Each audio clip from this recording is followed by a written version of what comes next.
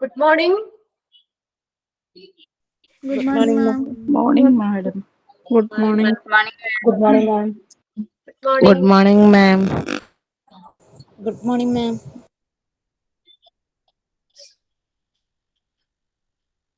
Okay. ഒക്കെ ആയോ? ഇടയ്ക്ക് ആരെങ്കിലും ബ്രേക്കിന് പോയിട്ടുണ്ടോ? കഴിഞ്ഞ ക്ലാസ് കഴിഞ്ഞിട്ട് സെമിസിന്റെ ക്ലാസ് കഴിഞ്ഞിട്ട് ബ്രേക്കിന് പോയിട്ടുള്ളവര് ജോയിൻ ചെയ്തോ? എത്രയാണ് ഉണ്ടായിരുന്നോളൂ? 73. ഇത്രയും പേരാണോ ക്ലാസ്സിൽ ഉണ്ടായിരുന്നുള്ളൂ കഴിഞ്ഞ ക്ലാസ്സിൽ? അതെ മിസ്. അല്ല മാം. ഉള്ളായിരുന്നല്ലോ. ഓക്കെ, നമ്മൾ ഏതാ ചാപ്റ്റർ ഏതാന്നൊക്കെ ഓർക്കണ്ടോ? റേഡിയോളജി. Okay, radiology. നമ്മള് റേഡിയോളജിയില് നമ്മൾ ക്ലാസിഫിക്കേഷൻ ഓഫ് റേഡിയോളജിക്കൽ വർക്ക് അല്ലെ, radiological work classification. Radiology can be classified into 3 different areas. Which are they?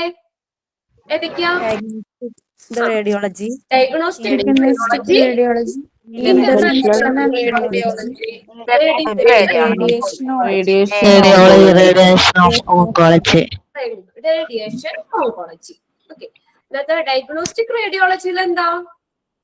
Radiologist imaging ടെക്നിക്കുകൾ യൂസ് ചെയ്ത്, അതായത് x-ray, ultrasound, CT scan, MRI scans ഒക്കെ use ചെയ്തുകൊണ്ട് disorder എന്താണെന്ന്, disease എന്താണെന്ന് ഐഡന്റിഫൈ ചെയ്യുന്നു, ഡയഗ്നോസ് ചെയ്യുന്നു. ഓക്കെ. ഇനി രണ്ടാമത്തെ ഇന്റർവെൻഷണൽ റേഡിയോളജി എന്ന് പറഞ്ഞാൽ അവിടെ നമ്മൾ ഡയഗ്നോസിസ് മാത്രമല്ല, അവിടെ ട്രീറ്റ്മെന്റ് കൂടി ഉദ്ദേശിച്ചിട്ടാണ് ഇന്റർവെൻഷണൽ റേഡിയോളജി എന്ന് പറയുന്നത്. ദീസ് ഇൻക്ലൂഡ്, അതിനകത്ത് വരുന്ന ഏതൊക്കെയാ? Angiography, biopsy, cardiac catheterisation, angioplasty. Angiography നമ്മൾ പറഞ്ഞു, ഇതൊക്കെ ഒരു ഡയഗ്നോസ് ചെയ്യാനുള്ളത്. നമ്മുടെ എത്ര ബ്ലഡ് വെസൽസിന് എവിടെയൊക്കെ ബ്ലോക്ക് ഉണ്ട് എന്നൊക്കെ കണ്ടുപിടിക്കാൻ വേണ്ടി, ഡയഗ്നോസ് ഒക്കെ ചെയ്യാൻ വേണ്ടി ഉപയോഗിക്കുന്ന ഒരു ഡയഗ്നോസ്റ്റിക് പ്രൊസീജിയർ ആണ് ആൻജിയോഗ്രഫി എന്ന് പറയുന്നത്. ഇപ്പൊ ബ്ലോക്ക് ഉണ്ടോ, എത്ര ബ്ലോക്ക് ഉണ്ട്, എവിടെയാണ് ബ്ലോക്ക് എന്നൊക്കെ ഡയഗ്നോസ് ചെയ്യാൻ വേണ്ടി ഉപയോഗിക്കുന്ന ഒരു ഡയഗ്നോസ്റ്റിക് പ്രൊസീജിയർ ആണ് ആൻജിയോഗ്രഫി എന്ന് പറയുന്നത്. പിന്നെ അടുത്ത് പറഞ്ഞു ബയോപ്സി പറഞ്ഞു, പിന്നെ അടുത്ത cardiac catheterisation, next angioplasty. Angioplasty എന്ന് പറഞ്ഞാൽ ഡയഗ്നോസ് ചെയ്തിട്ട് അതിനൊരു ട്രീറ്റ്മെന്റ് കൂടെ കൊടുക്കുകയാണ്, balloon dilation of blood vessels. അത് എന്ന് വെച്ചാൽ അപ്പൊ അവിടെ പ്രൊസീജിയർ ചെയ്യാണ്. അത് ബ്ലോക്ക് എവിടെയാന്ന് വെച്ചാൽ ആ ബ്ലോക്ക് മാറ്റുന്നു അല്ലെ, അവിടെ ആ ബലൂൺ വെച്ചിട്ട് ആ ബ്ലോക്ക് ഉള്ള ഭാഗം ഊതി വീർപ്പിച്ചിട്ട് അവിടെ സ്റ്റെൻഡ് വെച്ച്, അവിടെ സ്റ്റെൻഡ് എന്ന് പറഞ്ഞാൽ മെറ്റലും കൊണ്ട് ഉണ്ടാക്കിയ സ്പ്രിങ് പോലെ ഇരിക്കുന്നതാണ്, അവിടെ വെച്ചിട്ട് ആ ബ്ലോക്ക് മാറ്റുന്ന രീതിയാണ് ആൻജിയോപ്ലാസ്റ്റി എന്ന് പറയുന്നത്. ഇനിയുണ്ടല്ലോ നമ്മള് ചില ഹോസ്പിറ്റൽസിലൊക്കെ നമ്മൾ പറയുമ്പോൾ ആൻജിയോഗ്രഫി എന്നല്ല പറയുന്നത്, ആൻജിയോഗ്രാം എന്ന് പറയും. ആൻജിയോഗ്രാമും ആൻജിയോഗ്രഫി ഇത് രണ്ടും സെയിം തന്നെയാണ്. ഇത് രണ്ടും ഡയഗ്നോസ്റ്റിക് പ്രൊസീജിയർ ആണ്. ബ്ലോക്ക് ഉണ്ടോ, എവിടെയാണ് ബ്ലോക്ക്, എത്ര ബ്ലോക്ക് ഉണ്ട് എന്നൊക്കെ കണ്ടുപിടിക്കാൻ വേണ്ടി ഉപയോഗിക്കുന്ന ഡയഗ്നോസ്റ്റിക് പ്രൊസീജിയർ ആണ് ആൻജിയോഗ്രഫിയും ആൻജിയോഗ്രാമും. ഇത് രണ്ടും സെയിം തന്നെയാണ്.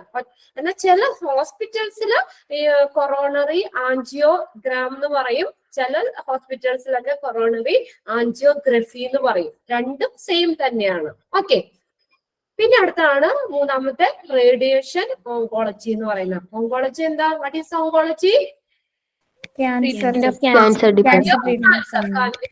കുറിച്ചുള്ള പഠനം. Radiation oncology is a radiation based therapy on the cancer patients.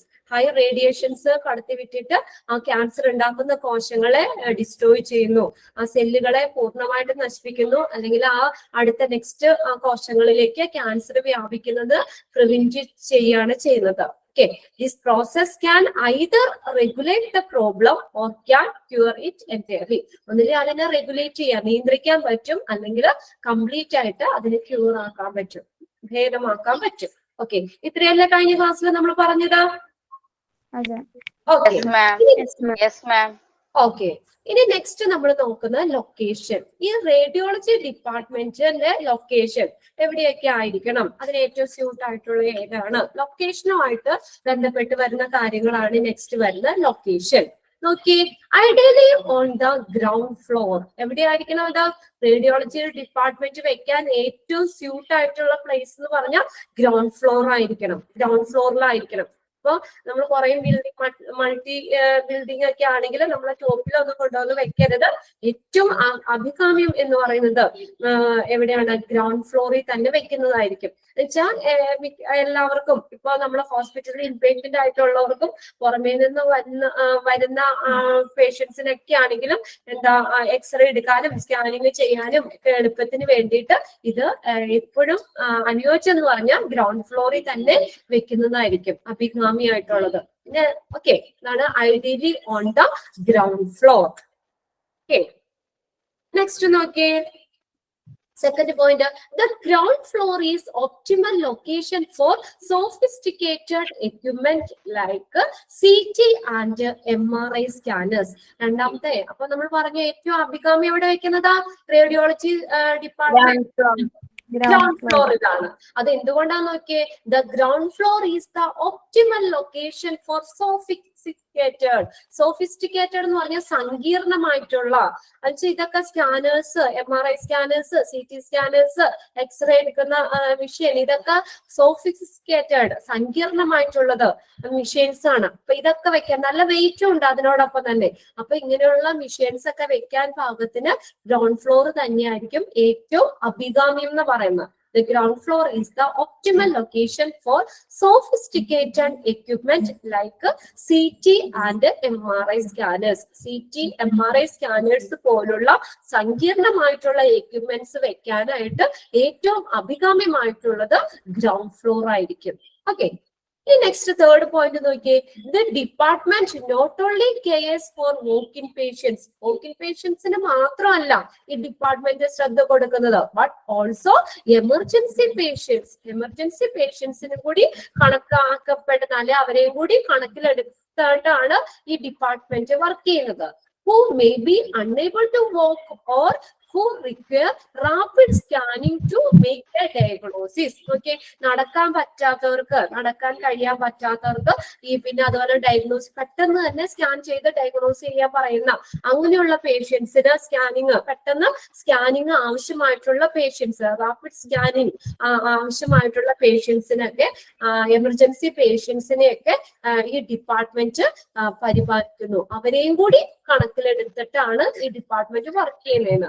Not only cares for walk-in patients, but also emergency patient who may be unable to walk or require rapid scanning to make a diagnosis. Walk-in പേഷ്യൻസിന് മാത്രമല്ല, emergency ആയിട്ട് scanning ആവശ്യമുള്ളവർക്കും emergency പേഷ്യൻസിനും ഒക്കെ കൂടി ഇത് എന്താ പറയാ, അവരെയും കൂടി ഡിപ്പാർട്ട്മെന്റ് പരിപാലിക്കുന്നുണ്ട്. അവരുടെ കൂടി ആവശ്യങ്ങള് അവരെയും കൂടി പരിപാലിച്ചു പോകുന്നതാണ്. ഓക്കെ, ഇനി അടുത്ത നെക്സ്റ്റ് ഫോർത്ത് പോയിന്റ് നോക്കിയേ, should be easily reachable to OPD patient. OPD ഏതാ? Outpatient department. ഔട്ട്പേഷ്യന്റ് ഡിപ്പാർട്ട്മെന്റ് അല്ലെ? ഔട്ട്പേഷ്യന്റ് ഡിപ്പാർട്ട്മെന്റ് പേഷ്യൻസ്, OPD പേഷ്യൻസിനും ഇൻ പേഷ്യൻസിനും എമർജൻസി ഡിപ്പാർട്ട്മെന്റിനും ഒക്കെ easy reachable, should be easily reachable, പെട്ടെന്ന് എത്തുന്ന രീതിയിലായിരിക്കണം, എത്തിച്ചേരാൻ പറ്റുന്ന രീതിയിലായിരിക്കണം ഈ ഡിപ്പാർട്ട്മെന്റ് എന്ന് പറയുന്നത്. Should be easily reachable to OPD patients in patients emergency department. OPD പേഷ്യൻസിന് വേഗം ചെല്ലാൻ പറ്റുന്നത്, ഇൻ പേഷ്യൻസിന് വേഗം ചെല്ലാൻ പറ്റുന്നത്, എമർജൻസി ഡിപ്പാർട്ട്മെന്റിന് ഒക്കെ വേഗം അവിടെ നിന്നൊക്കെ വേഗം എത്തിച്ചേരാവുന്ന രീതിയിലായിരിക്കണം ഈ ഡിപ്പാർട്ട്മെന്റ്, റേഡിയോളജി ഡിപ്പാർട്ട്മെന്റ് വെക്കാൻ. ഇവർക്കൊക്കെ പെട്ടെന്ന് സ്കാനിങ്ങും ഒക്കെ പറയുമ്പോൾ വേഗം പോയി സ്കാൻ ചെയ്യാൻ എളുപ്പത്തിന്. Okay, next, it should not be put between the other department. ഈ ഒരു കാര്യം പറയുന്നത് നോക്കി, it should not be put between other departments. മറ്റുള്ള ഡിപ്പാർട്ട്മെന്റ്സുകൾക്ക് ഇടയിൽ കൊണ്ടുവന്ന് വെക്കരുതെന്ന്. ഇത് എന്താ പറയാ, റേഡിയോളജി എന്ന് പറഞ്ഞ ഒരു പ്രത്യേക ഒരു ഡിപ്പാർട്ട്മെന്റ് ആയിട്ട് തന്നെ അവിടെ വെക്കണം. എല്ലാവർക്കും ഈസി ആയിട്ട് എത്തുന്നതും കാണാൻ പറ്റാവുന്ന രീതിയിൽ ഒരു പ്രത്യേക ഇതായിരിക്കണം. മറ്റുള്ള ഡിപ്പാർട്ട്മെന്റുകളുടെ ഇടയിൽ കൊണ്ടുവന്ന് വെക്കരുത്.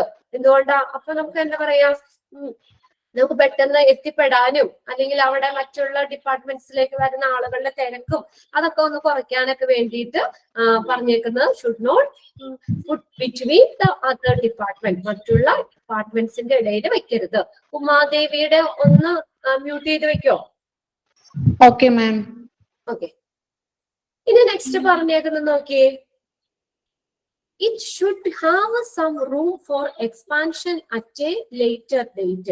ഇപ്പൊ നമ്മൾ നോക്കാം, ഇപ്പൊ ഒരു ചെറിയൊരു ഇതായിട്ടാ തുടങ്ങിയേക്കുന്നത്. ഇനി നമുക്ക് കുറച്ചും കൂടി പിന്നീട് നമ്മൾ ആ ഹോസ്പിറ്റല് വളരുന്നതിന്റെ അനുസരിച്ച് അല്ലെങ്കിൽ അതുപോലെ ആ ഡിപ്പാർട്ട്മെന്റ് കുറച്ചും കൂടി നമുക്ക് എക്സ്പാൻഡ് ചെയ്യണം എന്നുണ്ടെങ്കിൽ നമുക്ക് അതും കൂടി അങ്ങനെ പറ്റുന്ന രീതിയിലായിരിക്കണം ഇത് ബിൽഡ് ചെയ്യാനായിട്ട്. അപ്പൊ കുറച്ച് സ്പേസ് നമ്മൾ ലേറ്റർ എക്സ്പാൻഷന് വേണ്ടിയിട്ട് കുറച്ച് സ്ഥലം അവിടെ ഒഴിവാക്കിയിടണം. ഇപ്പൊ എവിടെയെങ്കിലും കൊണ്ടുവന്ന് നമുക്ക് ഇനി വീണ്ടും എക്സ്പാൻഷൻ ചെയ്യാൻ പറ്റാത്ത രീതിയിൽ ഇടുങ്ങി അങ്ങനെയൊന്നും കൊണ്ടുവന്ന് വെക്കരുത്. നമ്മളിപ്പോ ഓൾറെഡി ഡിപ്പാർട്ട്മെന്റ് ഉണ്ട്, നമുക്ക് കുറച്ചും കൂടി അത് ഇലാബറേറ്റ് ചെയ്യണമെങ്കിൽ അവിടെ അതുകൂടി ചെയ്യാനുള്ള സ്ഥലം കൂടി നമ്മൾ അത് കണക്കിലെടുക്കണം. We should have some room for expansion at a later date. പിന്നീട് നമുക്ക് കുറച്ച് റൂം കൂടിയും അത് എക്സ്പാൻഡ് ചെയ്തെടുക്കണമെങ്കിൽ അതിനുള്ള ഒരു സൗകര്യം കൂടി വേണം. അതും കൂടി നമ്മൾ കണക്കിലെടുക്കേണ്ടതായിട്ടുണ്ട്. ഇനി നെക്സ്റ്റ് ലാസ്റ്റ് പോയിന്റ്, ഫ്ലെക്സിബിലിറ്റി. എന്താ ഫ്ലെക്സിബിലിറ്റി എന്ന് പറഞ്ഞാൽ? വഴക്കം, ഫ്ലെക്സിബിൾ ആയിരിക്കണം. ഫ്ലെക്സിബിലിറ്റി, വഴക്കം. എക്സ്പാൻഡബിലിറ്റി, വിസ്താരം വേണം. എക്സ്പാൻഡബിലിറ്റി and upgradability. അപ്ഗ്രേഡ് ചെയ്യാന്ന് വെച്ചാൽ പുതുക്കി പണിയാന്നൊക്കെ ഉള്ളത്. ഓക്കെ, പുതുക്കുക അത് അല്ലെങ്കിൽ അത് ഉയർത്തുക എന്നുള്ള ഇതൊക്കെ. അപ്പോ ഫ്ലെക്സിബിലിറ്റി വേണം, എക്സ്പാൻഡബിലിറ്റി വേണം, upgradability require to be taken into account while sitting the department. ഈ ഡിപ്പാർട്ട്മെന്റിൽ ഇരിക്കുമ്പോൾ ഫ്ലെക്സിബിലിറ്റി, എക്സ്പാൻഡബിലിറ്റി, അപ്ഗ്രേഡബിലിറ്റി ഒക്കെ കണക്കിലെടുക്കേണ്ടതുണ്ട്. ഇത്രയും കാര്യങ്ങളാണ് നമുക്ക് ലൊക്കേഷനുമായിട്ട് ബന്ധപ്പെട്ട് പറയുന്നത്. അപ്പൊ ഫസ്റ്റ് പോയിന്റ് എന്താ, എവിടെയായിരിക്കണം? Should be ideally on the ground floor. Ground ഫ്ലോറിലായിരിക്കണം. പിന്നെ ഗ്രൗണ്ട് ഫ്ലോർ ആണ് ഏറ്റവും അനുയോജ്യം. Sophisticated equipments, CT, MRI scanners പോലുള്ള ഈ സങ്കീർണമായുള്ള എക്യുപ്മെന്റ്സ് വെക്കാൻ ഏറ്റവും അഭികാമ്യം ഗ്രൗണ്ട് ഫ്ലോർ തന്നെ ആയിരിക്കും. പിന്നെ അത് വോക്കിൻ പേഷ്യൻസിനെ മാത്രമല്ല, എമർജൻസി പേഷ്യൻസിനെ അൺഎബിൾ ടു വോക്ക്, നടക്കാൻ കഴിയാത്ത, റാപ്പിഡ് സ്കാനിങ് ആവശ്യമായിട്ടുള്ള പേഷ്യൻസിനെ കൂടി പരിപാലിക്കുന്നു. പിന്നെ അതുപോലെ നെക്സ്റ്റ് പറഞ്ഞേക്കുന്നത് OPD പേഷ്യൻസിനും ഇൻ പേഷ്യൻസിനും എമർജൻസി പേഷ്യൻസിനും ഒക്കെ ഈസി റീച്ചബിൾ, പെട്ടെന്ന് എത്തുന്ന രീതിയിലായിരിക്കണം. പിന്നെ അടുത്ത് പറഞ്ഞൊക്കെ it should not put between the other department, മറ്റുള്ള ഡിപ്പാർട്ട്മെന്റിന്റെ ഇടയിൽ കൊണ്ടുവന്ന് വെക്കരുത്. പിന്നെ അടുത്തത് നമ്മുടെ എന്താ, it should have some room for expansion at a later date. പിന്നീട് നമുക്ക് എക്സ്പാൻഡ് ചെയ്യണമെങ്കിൽ, കുറച്ച് റൂം കൂടി എക്സ്പാൻഡ് ചെയ്തെങ്കിൽ അതിനുള്ള സൗകര്യം കൂടി നമ്മൾ കണക്കിലെടുക്കേണ്ടതുണ്ട്. പിന്നെ നമ്മുടെ ഡിപ്പാർട്ട്മെന്റിൽ ഇരിക്കുമ്പോൾ ഫ്ലെക്സിബിലിറ്റി, എക്സ്പാൻഡബിലിറ്റി ആൻഡ് അപ്ഗ്രേഡബിലിറ്റി, അത് പുതുക്കി പണിയണമെങ്കിൽ അതും കൂടി കണക്കിലെടുക്കേണ്ടതുണ്ട്. ഇത്രയും പോയിന്റ്സ് ആണ് ലൊക്കേഷൻ എന്ന് പറയുന്നത്. ഓക്കെ, ഏതെങ്കിലും പോയിന്റ്സ് കിട്ടാത്തുണ്ടോന്ന് നോക്കിയേ. ക്ലിയർ ആണോ? ക്ലിയർ ആണ് മാം. Okay, Okay. ഇതിനകത്ത് ലൊക്കേഷനുമായിട്ട് ബന്ധപ്പെട്ട് കറക്റ്റ് ഏത് സ്റ്റേറ്റ്മെന്റ് ആണ് അങ്ങനെയൊക്കെ ചോദിക്കാം കേട്ടോ. Which statement is not correct regarding to the location of radiology department. Which statement is correct അങ്ങനെയും ചോദിക്കാം. ഏതാണ് കറക്റ്റ്? ഈ റേഡിയോളജി ഡിപ്പാർട്ട്മെന്റിന്റെ ലൊക്കേഷനുമായിട്ട് ബന്ധപ്പെട്ട് ഏത് സ്റ്റേറ്റ്മെന്റ് ആണ് കറക്റ്റ് എന്ന് ചോദിക്കാം, അല്ലെങ്കിൽ കറക്റ്റ് അല്ലാത്ത ഏതാണെന്ന് ചോദിക്കാം. പിന്നെ ഇതും ചോദിച്ചിട്ടുണ്ട്, ഒരു ക്വസ്റ്റ്യൻ പേപ്പറിൽ ചോദിച്ചിട്ടുണ്ട്. Radiology department ideally on the dash floor. Option first floor, second floor, ground floor, top floor, അങ്ങനെ 4 ഓപ്ഷനും ആയിരുന്നു കൊടുത്തത്. എവിടെയാണ് ഡിപ്പാർട്ട്മെന്റ് വെക്കാൻ ഏറ്റവും വിചാരിച്ചാൽ മതി. അവിടെ റേഡിയോളജിയിൽ നല്ല ഹെവി ആയിട്ട് നല്ല വെയിറ്റ് കൂടിയ സ്കാനേഴ്സ് ഒക്കെ ഇരിക്കുന്നത്. അപ്പൊ അതിനെയൊക്കെ ആക്ട് ചെയ്യുന്ന രീതിയിൽ ഇത്രയും വലിയ മെഷീൻസ് ഒക്കെ വെക്കാൻ പാകത്തിന് ആ ഫ്ലോർ ഒക്കെ നല്ല ഇതായിരിക്കുന്നല്ലോ. അതുകൊണ്ട് ഇതൊക്കെ വെക്കുന്ന രീതിയിൽ ഗ്രൗണ്ട് ഫ്ലോറിൽ ഏറ്റവും അഭികാമ്യം ഗ്രൗണ്ട് ഫ്ലോറിൽ തന്നെ വെക്കുന്നതായിരിക്കും. ഓക്കെ, ഇനി അടുത്ത നെക്സ്റ്റ് വരുന്ന ഫിസിക്കൽ ഫെസിലിറ്റീസ് ആണ്. ലാസ്റ്റ് 2 പോയിന്റ് ഒന്നോടെ പറഞ്ഞുതരാമോ? എനിക്ക് ക്ലിയർ ആവുന്നില്ല അപ്പൊ വായിച്ചപ്പോ. Last 2 point. ഓക്കെ, ഉമാദേവി ഒന്ന് നോക്കിയേ. സെക്കൻഡ് ലാസ്റ്റ് പോയിന്റ് നോക്കിയേ. It should not have some room for expansion at a later date. ഇനി പിന്നീടുള്ള തീയതികളില് അല്ലെങ്കിൽ പിന്നീട് എപ്പോഴെങ്കിലും നമുക്ക് ആ റേഡിയോളജി ഡിപ്പാർട്ട്മെന്റ് എക്സ്പാൻഡ് ചെയ്യണമെന്നുണ്ടെങ്കിൽ നമുക്ക് കുറച്ചും കൂടി അതിനൊരു ഫെസിലിറ്റി കൊടുക്കണം. കുറച്ചും കൂടി സ്കാനേഴ്സ് കൊണ്ടുവരണം, അല്ലെങ്കിൽ എക്സ്റേ എടുക്കാനുള്ളതൊക്കെ എക്സ്റേ മെഷീനൊക്കെ കുറച്ചും കൂടി വെക്കണമെങ്കിൽ അതിന് നമുക്ക് കുറച്ച് സ്ഥലം വേണേ. അപ്പൊ അത് നമ്മള് പിന്നീട് കുറച്ച് റൂമുകൾ കൂടി, 2 റൂം കൂടി ഇപ്പൊ ഓൾറെഡി ഉള്ളതിൽ നിന്നും എക്സ്പാൻഡ് ചെയ്യണമെങ്കിൽ അതിനുള്ള ഒരു സൗകര്യം കൂടി നമ്മൾ കണക്കിലെടുക്കണം. അപ്പൊ അതാണ് മറ്റുള്ള ഡിപ്പാർട്ട്മെന്റിന്റെ ഇടയിലൊന്നും വെക്കരുതെന്നൊക്കെ പറയുന്നത്. അപ്പൊ ഇത് ഒരു എക്സെപ്ഷൻ പോലെ ഇങ്ങനെ നമ്മൾ ഒരു കുറച്ച് സ്ഥലം നമ്മൾ അവിടെ ഇടണം. പിന്നീട് എപ്പോഴെങ്കിലും അത് 2 റൂമോ നമുക്ക് എന്തെങ്കിലും അത് എക്സ്പാൻഡ് ചെയ്യണമെങ്കിൽ അതും കൂടി നമ്മൾ കണക്കിലെടുക്കണം. ഇപ്പൊ നമ്മൾ ഇടുങ്ങിയ ഒരു സ്ഥലത്തൊക്കെ കൊണ്ടുവന്ന് വെച്ചാൽ നമുക്ക് അപ്പുറം ഇപ്പുറമൊക്കെ വേറെ ബിൽഡിങ്ങുകൾ നിറച്ചു വെക്കുകയാണെങ്കിൽ പിന്നീട് നമുക്ക് അത് എക്സ്പാൻഷന് പറ്റില്ല. അപ്പൊ അതുകൊണ്ട് കുറച്ച് നമ്മൾ ആ ഒരു ഇതും കൂടി നമ്മൾ ഈ ഡിപ്പാർട്ട്മെന്റ് വെക്കുമ്പോൾ അതും കൂടി കണക്കിലെടുക്കേണ്ടതുണ്ട്. ക്ലിയർ ആയോ? Second last. Okay ma'am. Okay, ഇനി ലാസ്റ്റ് നോക്കിയേ. ഫ്ലെക്സിബിലിറ്റി. ഫ്ലെക്സിബിൾ എന്ന് വെച്ചാൽ എന്താ? ഫ്ലെക്സിബിൾ ഒരു വഴക്കം, നമ്മളൊരു ഫ്ലെക്സിബിൾ ആയിരിക്കണം. പിന്നെ എക്സ്പാൻഡിബിലിറ്റി ആദ്യം പറഞ്ഞത് തന്നെ. ഇനി കുറച്ചും കൂടി നമുക്ക് എക്സ്പാൻഡ് ചെയ്യണമെങ്കിൽ അതും കൂടി നമ്മൾ ശ്രദ്ധിക്കണം. പിന്നെ ആൻഡ് അപ്ഗ്രേഡബിലിറ്റി, പുതുക്കി പണിയാനായിട്ട് ഇപ്പൊ എന്താ പറയാ, ആദ്യം നമ്മൾ വലിയ ഇതല്ല, ഹോസ്പിറ്റലിനെ ഡെവലപ്പ് ചെയ്യണതിനനുസരിച്ച് ഡിപ്പാർട്ട്മെന്റ് കുറച്ചും കൂടി നമുക്കൊന്ന് പുതുക്കി പണിയണം. അത് കുറച്ച് കാര്യങ്ങൾ കൂടി ഇതിലേക്ക് അപ്ഡേറ്റ് ചെയ്യണം. അങ്ങനെ ഉണ്ടെങ്കിൽ അപ്പൊ അതെല്ലാം നമുക്ക് അത്യാവശ്യമാണ്. Require to be taken into account while sitting the ഡിപ്പാർട്ട്മെന്റിൽ ഇരിക്കുമ്പോൾ നമ്മൾ ഡിപ്പാർട്ട്മെന്റ് ഫ്ലെക്സിബിലിറ്റി, എക്സ്പാൻഡിബിലിറ്റി, അപ്ഗ്രേഡബിലിറ്റി ഇതെല്ലാം നമ്മൾ കണക്കിലെടുക്കണം. അപ്പൊ ഇതെല്ലാം നമ്മൾ മുൻകൂട്ടി കണ്ടിട്ട് വേണം നമ്മൾ ഈ ഡിപ്പാർട്ട്മെന്റ് വെക്കാനായിട്ട്. ഓക്കെ, ഇനി അടുത്തത് വരുന്ന physical facilities and space necessities. ഇത് എന്തൊക്കെ ഫെസിലിറ്റീസ്, സ്പേസ്, ഏതൊക്കെ സ്പേസ് നെസസിറ്റീസ് ആണ് വേണ്ടത് ഈ ഡിപ്പാർട്ട്മെന്റിൽ? അപ്പൊ ആദ്യം തന്നെ നോക്കിയേ, reception control and registration area. അപ്പൊ നമ്മൾ നേരെ ഇപ്പൊ നമ്മൾ റേഡിയോളജി ചെയ്യുന്നിട്ട് നേരെ ആ റൂമിലേക്ക് സ്കാൻ ചെയ്യണ അല്ലെങ്കിൽ എക്സ്റേ എടുക്കുന്ന റൂമിലേക്ക് നമ്മൾ നേരെ കയറുകയാണോ ചെയ്യുന്നത്? നമ്മൾ ചെന്നിട്ട് റിസപ്ഷനിൽ ചെന്ന് അവിടെ രജിസ്റ്റർ ചെയ്യും അല്ലെ? നമ്മുടെ ഡീറ്റെയിൽ ഒക്കെ പറഞ്ഞ് രജിസ്റ്റർ ചെയ്തിട്ട് അവരൊരു നമ്പർ തരും.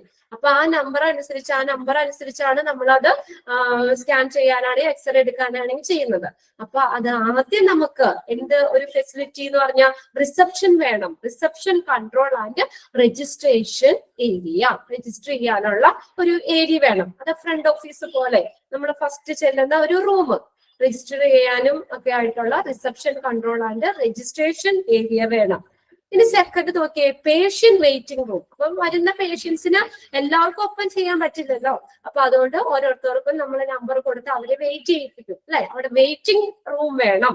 പേഷ്യൻസിന് സ്കാൻ ചെയ്യാൻ വേണ്ടി വെയിറ്റ് ചെയ്യാനിരിക്കാനുള്ള സ്പേസ് വേണം, വെയിറ്റിംഗ് റൂം വേണം.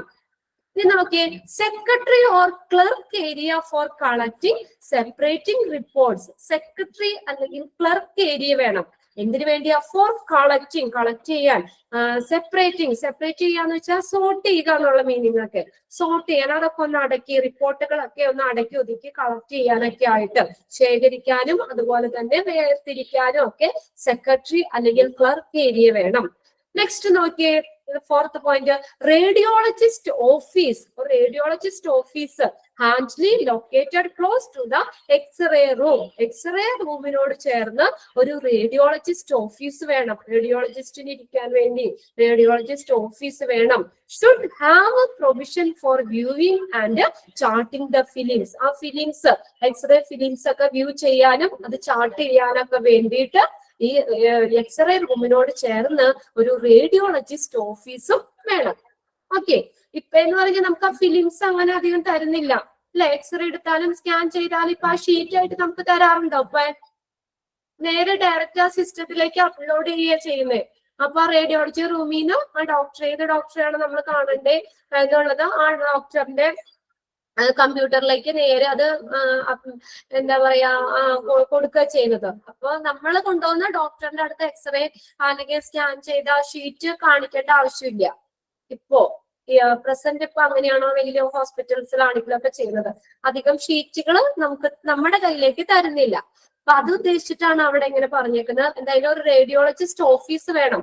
എക്സ്റേ റൂമിനോട് ചേർന്ന് റേഡിയോളജിസ്റ്റിന് ഇരിക്കാൻ വേണ്ടിയിട്ടുള്ള റേഡിയോളജിസ്റ്റ് ഓഫീസ് വേണം. And should have A provision for viewing and charting the films. ആ ഫിലിംസ് ചാർട്ട് ചെയ്യാനും വ്യൂ ചെയ്യാനൊക്കെ വേണ്ടിയിട്ട് റേഡിയോളജിസ്റ്റ് ഓഫീസ് വേണം. ഓക്കെ, പിന്നെ എല്ലാ റിപ്പോർട്ട്സും ഒക്കെ ഇത് റേഡിയോളജിസ്റ്റ് അവിടെ സൈൻ ചെയ്യണം. അപ്പൊ അതിനൊക്കെ വേണ്ടിയിട്ട് അത് റേഡിയോളജിസ്റ്റ് ഓഫീസ് വേണം. ഇത്രയും ഫിസിക്കൽ ഫെസിലിറ്റി ആണ് പറയുന്നത്. എനിക്ക് അപ്പൊ വേണ്ടത് നോക്കിയേ, ഫസ്റ്റ് പോയിന്റിൽ എന്താ പറഞ്ഞ? Reception control and registration area.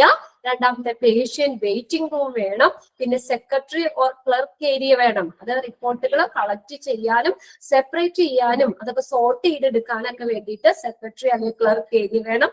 Fourth one എന്ന് പറഞ്ഞാൽ റേഡിയോളജിസ്റ്റ് ഓഫീസ് വേണം. അത് എക്സ്റേ റൂമിനോട് ചേർന്ന് തന്നെ ഒരു റേഡിയോളജിസ്റ്റ് ഓഫീസ് വേണം. ഓക്കെ, ഈ 4 പോയിന്റ്സ് ക്ലിയർ ആയോ? ക്ലിയർ അല്ലേ? സിമ്പിൾ അല്ലേ? ഇനി നമുക്ക് നെക്സ്റ്റ് റേഡിയേഷൻ റിസ്ക്. എന്തൊക്കെയാണ് ഈ റേഡിയേഷൻ ചെയ്യുമ്പോൾ നമുക്ക് ഉണ്ടാകുന്ന റിസ്കുകൾ? ഇവിടെ ആരെങ്കിലും എക്സ്റേ ചെയ്തവരൊക്കെ ഉണ്ടാവും. എക്സ്റേ കൂട്ടത്തിൽ എക്സ്റേ ഏതെങ്കിലും ബോഡി പാർട്സ് എക്സ്റേ ചെയ്തവരുണ്ടാവും. പ്രശ്നം ഉണ്ടായിരുന്നോ? എക്സ്റേ ചെയ്തപ്പോ എന്തെങ്കിലും ഒരു ബുദ്ധിമുട്ട്, നിങ്ങൾക്ക് എന്തെങ്കിലും റിസ്ക് തോന്നിയോ? ഇല്ല. വേറെ പ്രശ്നമൊന്നുമില്ല അല്ലെ? ഓക്കെ, ഇനി സ്കാനിങ് ചെയ്താലോ? സ്കാനിങ് MRIയോ CTയോ ഏതെങ്കിലും സ്കാനിങ് ഒക്കെ ചെയ്തവരുണ്ടോ? MRI സ്കാനിങ് ഒക്കെ ചെയ്തവര് ആർക്കും ചെയ്തിട്ടില്ലേ ഇതുവരെ? ഇല്ല. ആരെങ്കിലും ഉണ്ടോ ഈ കൂട്ടത്തില് സ്കാനിങ് MRIയോ CT സ്കാനിങ്ങോ ഒക്കെ ചെയ്തിട്ടുള്ള കുട്ടികള്? CT സ്കാൻ ചെയ്തിട്ടുണ്ട്. രേഷ്മ ജോബിനല്ലേ പറഞ്ഞത്? രേഷ്മയ്ക്ക് എന്തെങ്കിലും റിസ്ക് തോന്നിയായിരുന്നോ? ഇല്ല മിസ്സേ.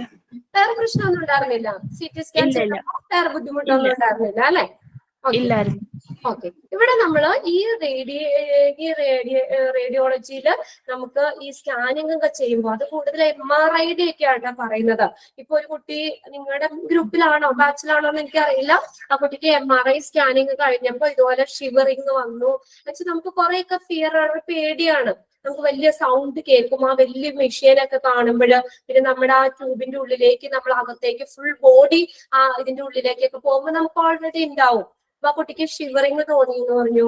പിന്നെ ഒരു പേടി ഉണ്ടായിരുന്നു. അങ്ങനെയുള്ള കുറച്ച് കാര്യങ്ങൾ പറഞ്ഞു. തലവേദന പോലെ. അങ്ങനെ ചില ആളുകൾക്ക്, അതിപ്പോ എല്ലാവർക്കും ഒരുപോലെ ആവണമെന്നില്ല. ചില ആളുകൾക്കൊക്കെ ഇങ്ങനെ റേഡിയേഷൻ ഒക്കെ ചെയ്യുമ്പോൾ, റേഡിയേഷൻ അല്ല ഈ എക്സ്റേയിൽ കുഴപ്പമൊന്നുമില്ല, പ്രശ്നമൊന്നുമില്ല, വേറെ നമുക്ക് ഇതൊന്നും വരുന്നില്ല. ഈ സ്കാനിങ്ങിന് അത് കൂടുതൽ MRIക്ക് സ്കാനൊക്കെ ചെയ്യുമ്പോൾ ഉണ്ടാകുന്ന റിസ്കുകൾ അവിടെ പറയുന്നത്. സിവിയർ എഫക്ട്സും പറഞ്ഞിട്ടുണ്ട്, ക്രോണിക് എഫക്ട്സും പറഞ്ഞിട്ടുണ്ട്.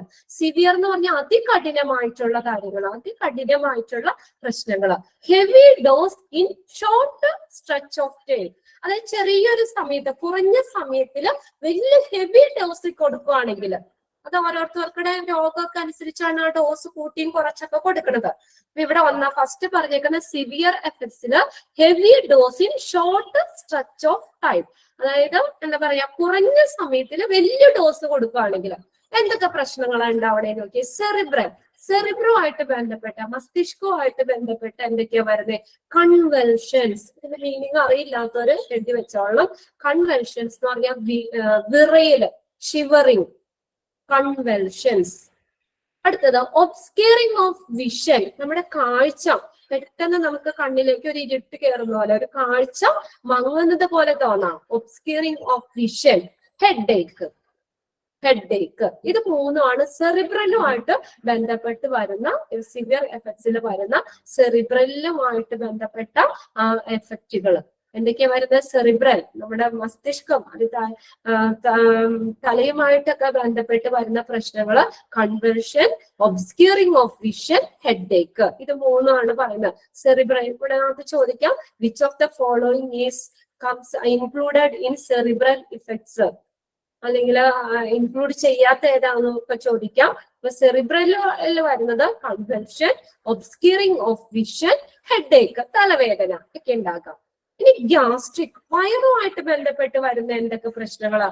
നോസിയ എന്ന് പറഞ്ഞാൽ വൊമിറ്റ് ചെയ്യാനും, ഓക്കാനം. വൊമിറ്റിംഗ് അല്ല, ഓക്കാനം വരും. നോസിയ, ഓക്കാനം. വൊമിറ്റ് ചെയ്യാൻ, ഛർദിക്കാൻ വരുന്ന പോലെ തോന്നും. Localised pain in the abdominal, ഏതെങ്കിലും അബ്ഡോമിന്റെ ഏതെങ്കിലും ഒരു ഭാഗത്ത്, അതാണ് ലോക്കലൈസ്ഡ് പെയിൻ എന്ന് പറയുന്നത്. ഏതെങ്കിലും ഒരു ഭാഗത്തൊക്കെ ആയിട്ട് വേദന വരാം. വയറ് ഫുൾ ആയിട്ടല്ല, ഏതെങ്കിലും only one area of the അബ്ഡോമിന്റെ ഏതെങ്കിലും ഒരു ഭാഗത്തായിട്ട് ഒക്കെ വേദന ഉണ്ടാക്കാം. ഇത് മൂന്നും ഗ്യാസ്ട്രിക്കുമായിട്ട് ബന്ധപ്പെട്ട് വരുന്ന ഇഫക്റ്റുകളാണ്. Nausea, vomiting, localised pain in the abdomen. അത് മൂന്നും കണ്ടറിയാലോ. നോസിയ, ഓക്കാനം വരാം, വോമിറ്റിംഗ്, ഛർദ്ദിക്കാൻ വരുന്നു, വയറിൽ വേദന, വയറിൽ ഏതെങ്കിലും ഒരു ഭാഗത്ത് വേദന ഉണ്ടാവുക. പിന്നെ ബ്ലഡിൽ വരുന്ന പ്രശ്നങ്ങള്, ബ്ലഡുമായിട്ട് ബന്ധപ്പെട്ട എന്തൊക്കെയാ വരുന്ന? അനീമിയ എന്ന് പറഞ്ഞാൽ എന്താ? What is anaemia? വിളർച്ച, anaemia. A condition in which the blood doesn't have enough healthy RBC. ആവശ്യത്തിനില്ലാത്തൊരവസ്ഥ, അനീമിക് ആവുക, വിളർച്ച വരിക, അനീമിയ. അടുത്ത മാരോ ഡിപ്രഷൻ. മാരോ എന്ന് പറഞ്ഞാൽ മജ്ജ, അസ്ഥി മജ്ജയ്ക്കൊക്കെ ഉണ്ടാകുന്ന ഡിപ്രഷൻ. ഇത് രണ്ടും ബ്ലഡുമായിട്ട് ബന്ധപ്പെട്ട് വരുന്ന എഫക്റ്റുകളാണ്. അപ്പൊ മൂന്നെണ്ണം നമ്മൾ പറഞ്ഞു. സെറിബ്രൽ പറഞ്ഞു, രണ്ടാമത്തെ ഗ്യാസ്ട്രിക് പറഞ്ഞു, ബ്ലഡ് പറഞ്ഞു. സെറിബ്രൽ, മസ്തിഷ്കവുമായിട്ട് ബന്ധപ്പെട്ട് വരുന്ന convention, obscuring of vision, headache. ഗ്യാസ്ട്രിക്കില് nausea, vomiting, localised pain in the അബ്ഡോമന്റെ ഏതെങ്കിലും ഒരു പ്രത്യേക ഭാഗത്ത് അങ്ങനെ വേദന ഉണ്ടാകുക. ബ്ലഡില് അനീമിയ, മാരോ ഡിപ്രഷൻ.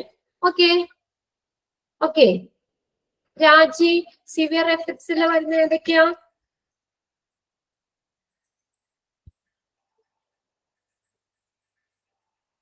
സിവിയർ എഫക്ട്സിൽ വരുന്ന ഏതൊക്കെയാ രാജി? ബ്ലഡില് വരുന്നുണ്ട്, ഗ്യാസ്ട്രിക്കുമായിട്ട് ബന്ധപ്പെട്ട് വരുന്നുണ്ട്, സെറിബ്രലുമായിട്ട്. ഓക്കെ, സെറിബ്രൽ എഫക്ട്സ് ഏതൊക്കെയാ വരുന്നത്? ഹെഡേക്ക് വരുന്നുണ്ട്. കണ്ണിന് കാഴ്ച കുറവ്. ഒബ്സ്ക്യൂറിംഗ് ഓഫ് വിഷൻ. ഒബ്സ്ക്യൂറിംഗ് എന്ന് പറഞ്ഞാൽ കാഴ്ച മറയ്ക്കുന്നു. ഒബ്സ്ക്യൂറിംഗ് ഓഫ് വിഷൻ. പിന്നെ കൺവെൽഷൻസ്. ഇത് മൂന്നും സെറിബ്രൽ എഫക്ട്സിൽ വരുന്നതാണ്. കൺവെൽഷൻസ്, ഒബ്സ്ക്യൂറിംഗ് ഓഫ് വിഷൻ, ഹെഡേക്ക്. ഓക്കെ, ഗ്യാസ്ട്രിക്കുമായിട്ട് ഏതൊക്കെയാ Aishwarya? Nausea, vomit, pain in the abdomen. അത് ചില ഭാഗങ്ങളിൽ മാത്രം. ലോക്കലൈസ്ഡ് പെയിൻ എന്ന് പറഞ്ഞ ഒരു പ്രത്യേക ഭാഗത്ത്, മൊത്തം വയറുവേദനയല്ല, ഏതെങ്കിലും ഒരു പ്രത്യേക ഭാഗത്തൊക്കെ ഉണ്ടാകുന്ന വേദന. Localised pain in the abdomen. Next, ബ്ലഡിൽ വരുന്ന ഏതൊക്കെയാ അനു? Anaemia, marrow depression. അതിന് മൂന്നിലും ഏതൊക്കെയാണെന്ന് നോക്കണം കേട്ടോ. ഇതിനകത്ത് മൂന്നിലും ഇൻക്ലൂഡ് ചെയ്തിട്ട് ഏതൊക്കെയാണെന്ന് നോക്കാം. ഓക്കെ മാം, പറഞ്ഞോ ആരാ? മാരോ ഡിപ്രഷൻ എന്ന് പറയും കട്ടായി പോയത്. മജ്ജയ്ക്ക് ഉണ്ടാകുന്ന ഒരു ഡിപ്രഷൻ, അസ്ഥിമജ്ജയ്ക്കൊക്കെ ഉണ്ടാകുന്ന ഒരു ഡിപ്രഷൻ ഇതാണ്. ഓക്കെ, പിന്നെ കൺവൾഷന്റെ മീനിങ് പറഞ്ഞു തരുമോ? കൺവൾഷന്റെ മീനിങ് ഒന്നോടെ പറഞ്ഞു. കൺവൾഷൻ എന്ന് പറഞ്ഞാൽ വിറയല്, ഓക്കെ ഷിവറിങ്, പേടി കൊണ്ടൊക്കെ ആയിരിക്കാം കൂടുതൽ അങ്ങനെ വരുന്നത്. ഓക്കെ, കൺവൾഷൻ വിറയില് വരാം, പേടി കൊണ്ട് ഉണ്ടാവും, പിന്നെ അത് നമ്മുടെ ബ്രെയിനിൽ എന്തെങ്കിലും ഒരു ഇത് കൊണ്ട് ഉണ്ടാക്കാം. അതാണ് സെറിബ്രലില് കൺവൾഷൻ പറഞ്ഞേക്കുന്നത്, വിറയല്. അത് ആ കുട്ടി നേരെ പറഞ്ഞതാണ്. MRI കഴിഞ്ഞ് ഇറങ്ങിയപ്പോ ഞാൻ ചോദിച്ചു എന്തൊക്കെയാണ്, MRI കഴിഞ്ഞപ്പോ അല്ല, നമ്മുടെ ക്ലാസ്സിൽ ഇങ്ങനെ കഴിഞ്ഞ ബാച്ചിന്റെ കുട്ടിയോട് ചോദിച്ചപ്പോ പറഞ്ഞു എനിക്ക് ഇറങ്ങിയപ്പോ തന്നെ കൈയും കാലൊക്കെ വിറക്കായിരുന്നു മിസ്സേ, കുറെ നേരം കഴിഞ്ഞപ്പോഴാണ് ആ വിറയിൽ എനിക്ക് മാറിയത് എന്ന് പറഞ്ഞു. പേടിയും ഉണ്ടായിരുന്നു, അതിനൊപ്പം തന്നെ ഒരു ഭയങ്കര ഷിവറിങ് ആയിരുന്നു എന്ന് പറഞ്ഞു. ഓക്കെ, സെറിബ്രലിലാണ് അത് മൂന്നും വന്നേക്കുന്നത്. ഇനി നോക്കിയേ, ക്രോണിക് ഇഫക്റ്റ്. ക്രോണിക് എന്ന് പറഞ്ഞാൽ എന്താ പറയാ, നമുക്ക് വിട്ടുമാറാത്തത്, വിട്ടുമാറാത്തത് എന്ന് വെച്ചാൽ ഇതിപ്പോ നമ്മൾ കുറച്ചു നേരമൊക്കെ വന്ന് അങ്ങ് മാറുന്ന രീതിയിലാണ് പറഞ്ഞേക്കുന്നത്. ഓക്കെ, ക്രോണിക് എഫക്റ്റ് എന്ന് പറഞ്ഞാൽ വിട്ടുമാറാത്ത എഫക്റ്റ് ഏതൊക്കെയാ? Morning to constant continuous short exposure, നിരന്തരമായിട്ട് നമ്മൾ ഇടയ്ക്കിടയ്ക്കൊക്കെ നിരന്തരമായിട്ട് തുടർച്ചയായിട്ടുള്ള ഷോർട്ട് എക്സ്പ്ലോഷർ കാരണം ഉണ്ടാക്കുന്ന എഫക്റ്റുകൾ എങ്ങനെയാ? Morning to constant continuous short exposure. അതെന്ന് പറഞ്ഞാൽ നമ്മളെ അതിന്റെ ഇത് കുറവായിരിക്കും. ഷോർട്ട് എക്സ്പ്ലോഷർ ആണ്, ഹെവി ഡോസ് അല്ല, ചെറിയ ഡോസാ. പക്ഷെ എന്താ, നിരന്തരമായിട്ട് ചെയ്യുന്നത് മൂലം ഉണ്ടാകുന്ന പ്രശ്നങ്ങൾ, നിരന്തരമായിട്ടും തുടർച്ചയായിട്ടും ഒക്കെ ചെയ്യുന്ന ഷോർട്ട് എക്സ്പ്ലോഷർ കാരണം ഉണ്ടാകുന്ന എഫക്ട്സ്. സ്കിന്നിൽ വരുന്നതാണ് ഹെയർ ലോസ്. ഹെയർ എന്താ പറയുന്ന പൊഴിഞ്ഞു പോകാം. സ്കിന്നില് ഹെയർസ്, രോമം പൊഴിഞ്ഞു പോകാം. ബ്രിട്ടിൽ നെയിൽ എന്ന് പറഞ്ഞാൽ നഖമൊക്കെ ഇങ്ങനെ പൊട്ടിപ്പോകാം. ബ്രിട്ടിൽ നെയിൽസ്, പൊട്ടുന്ന നഖമൊക്കെ പൊട്ടിപ്പോകാം. പിന്നെ അടുത്ത ബ്ലഡില് അനീമിയ ഉണ്ടാകാം, ലുക്കീമിയ. അനീമിയ ഇപ്പൊ നമ്മൾ പറഞ്ഞു, ഇത് രണ്ടിലും വരുന്നുണ്ട് കേട്ടോ. സിവിയർ എഫക്ട്സിലും വരുന്നതാണ്, ക്രോണിക് എഫക്ട്സിലും പറയുന്നുണ്ട്. ബ്ലഡില് അനീമിയ, ലുക്കീമിയ. അനീമിയ എന്ന് പറഞ്ഞാൽ എന്താ? വിളർച്ച. ലുക്കീമിയ എന്താ? ബ്ലഡ് ക്യാൻസർ തന്നെയാണ്. Caused by the rise in the number of WBC in our blood. ബ്ലഡില് WBCയുടെ അളവ് കൂടുന്നത് leukaemia, blood cancer. It is also called blood cancer. ഇത് രണ്ടും ബ്ലഡിൽ ഉണ്ടാകുന്നതാണ്. അപ്പൊ സ്കിന്നിന്റെ ഹെയർ ലോസ്, ബ്രിട്ടിൽ നെയിൽസ്, ബ്ലഡില് അനീമിയ, ലുക്കീമിയ. നെക്സ്റ്റ് നോക്കിയേ, ഐക്ക്. ഇനി കണ്ണിന് എന്തൊക്കെ പ്രശ്നം ഉണ്ടാവുന്നത്? ഐക്ക് വരുന്നതാണ് കാട്രാക്ട്. കാട്രാക്ട് കേട്ടിട്ടില്ലേ? എന്താ മലയാളം എന്താ കാട്രാക്ട്? തിമിരം. പ്രായമായവരിലൊക്കെ ഇങ്ങനെ കണ്ണില് ഒരു പാട പോലെ, ഇങ്ങനെ ഒരു വെളുത്ത പാട പോലെ ഇങ്ങനെ വന്ന് അവർക്ക് കാഴ്ച കുറയുന്നത്. അല്ലെങ്കിൽ എന്നിട്ട് തിമിരം ഇങ്ങനെ കൂടിക്കഴിഞ്ഞാൽ പൂർണ്ണമായിട്ടും കാഴ്ച നഷ്ടപ്പെടാം. പക്ഷെ ഇപ്പൊ അതിന്റെ സർജറിയും കാര്യങ്ങളൊക്കെ ചെയ്ത് പൂർണ്ണമായിട്ടും മാറ്റുന്നുണ്ട് കാട്രാക്ട്, തിമിരം. അല്ലെ? നിങ്ങളുടെ വീട്ടിലൊക്കെ കാട്രാക്ട് ഓപ്പറേഷൻ സർജറി ഒക്കെ കഴിഞ്ഞവരുണ്ടാവും.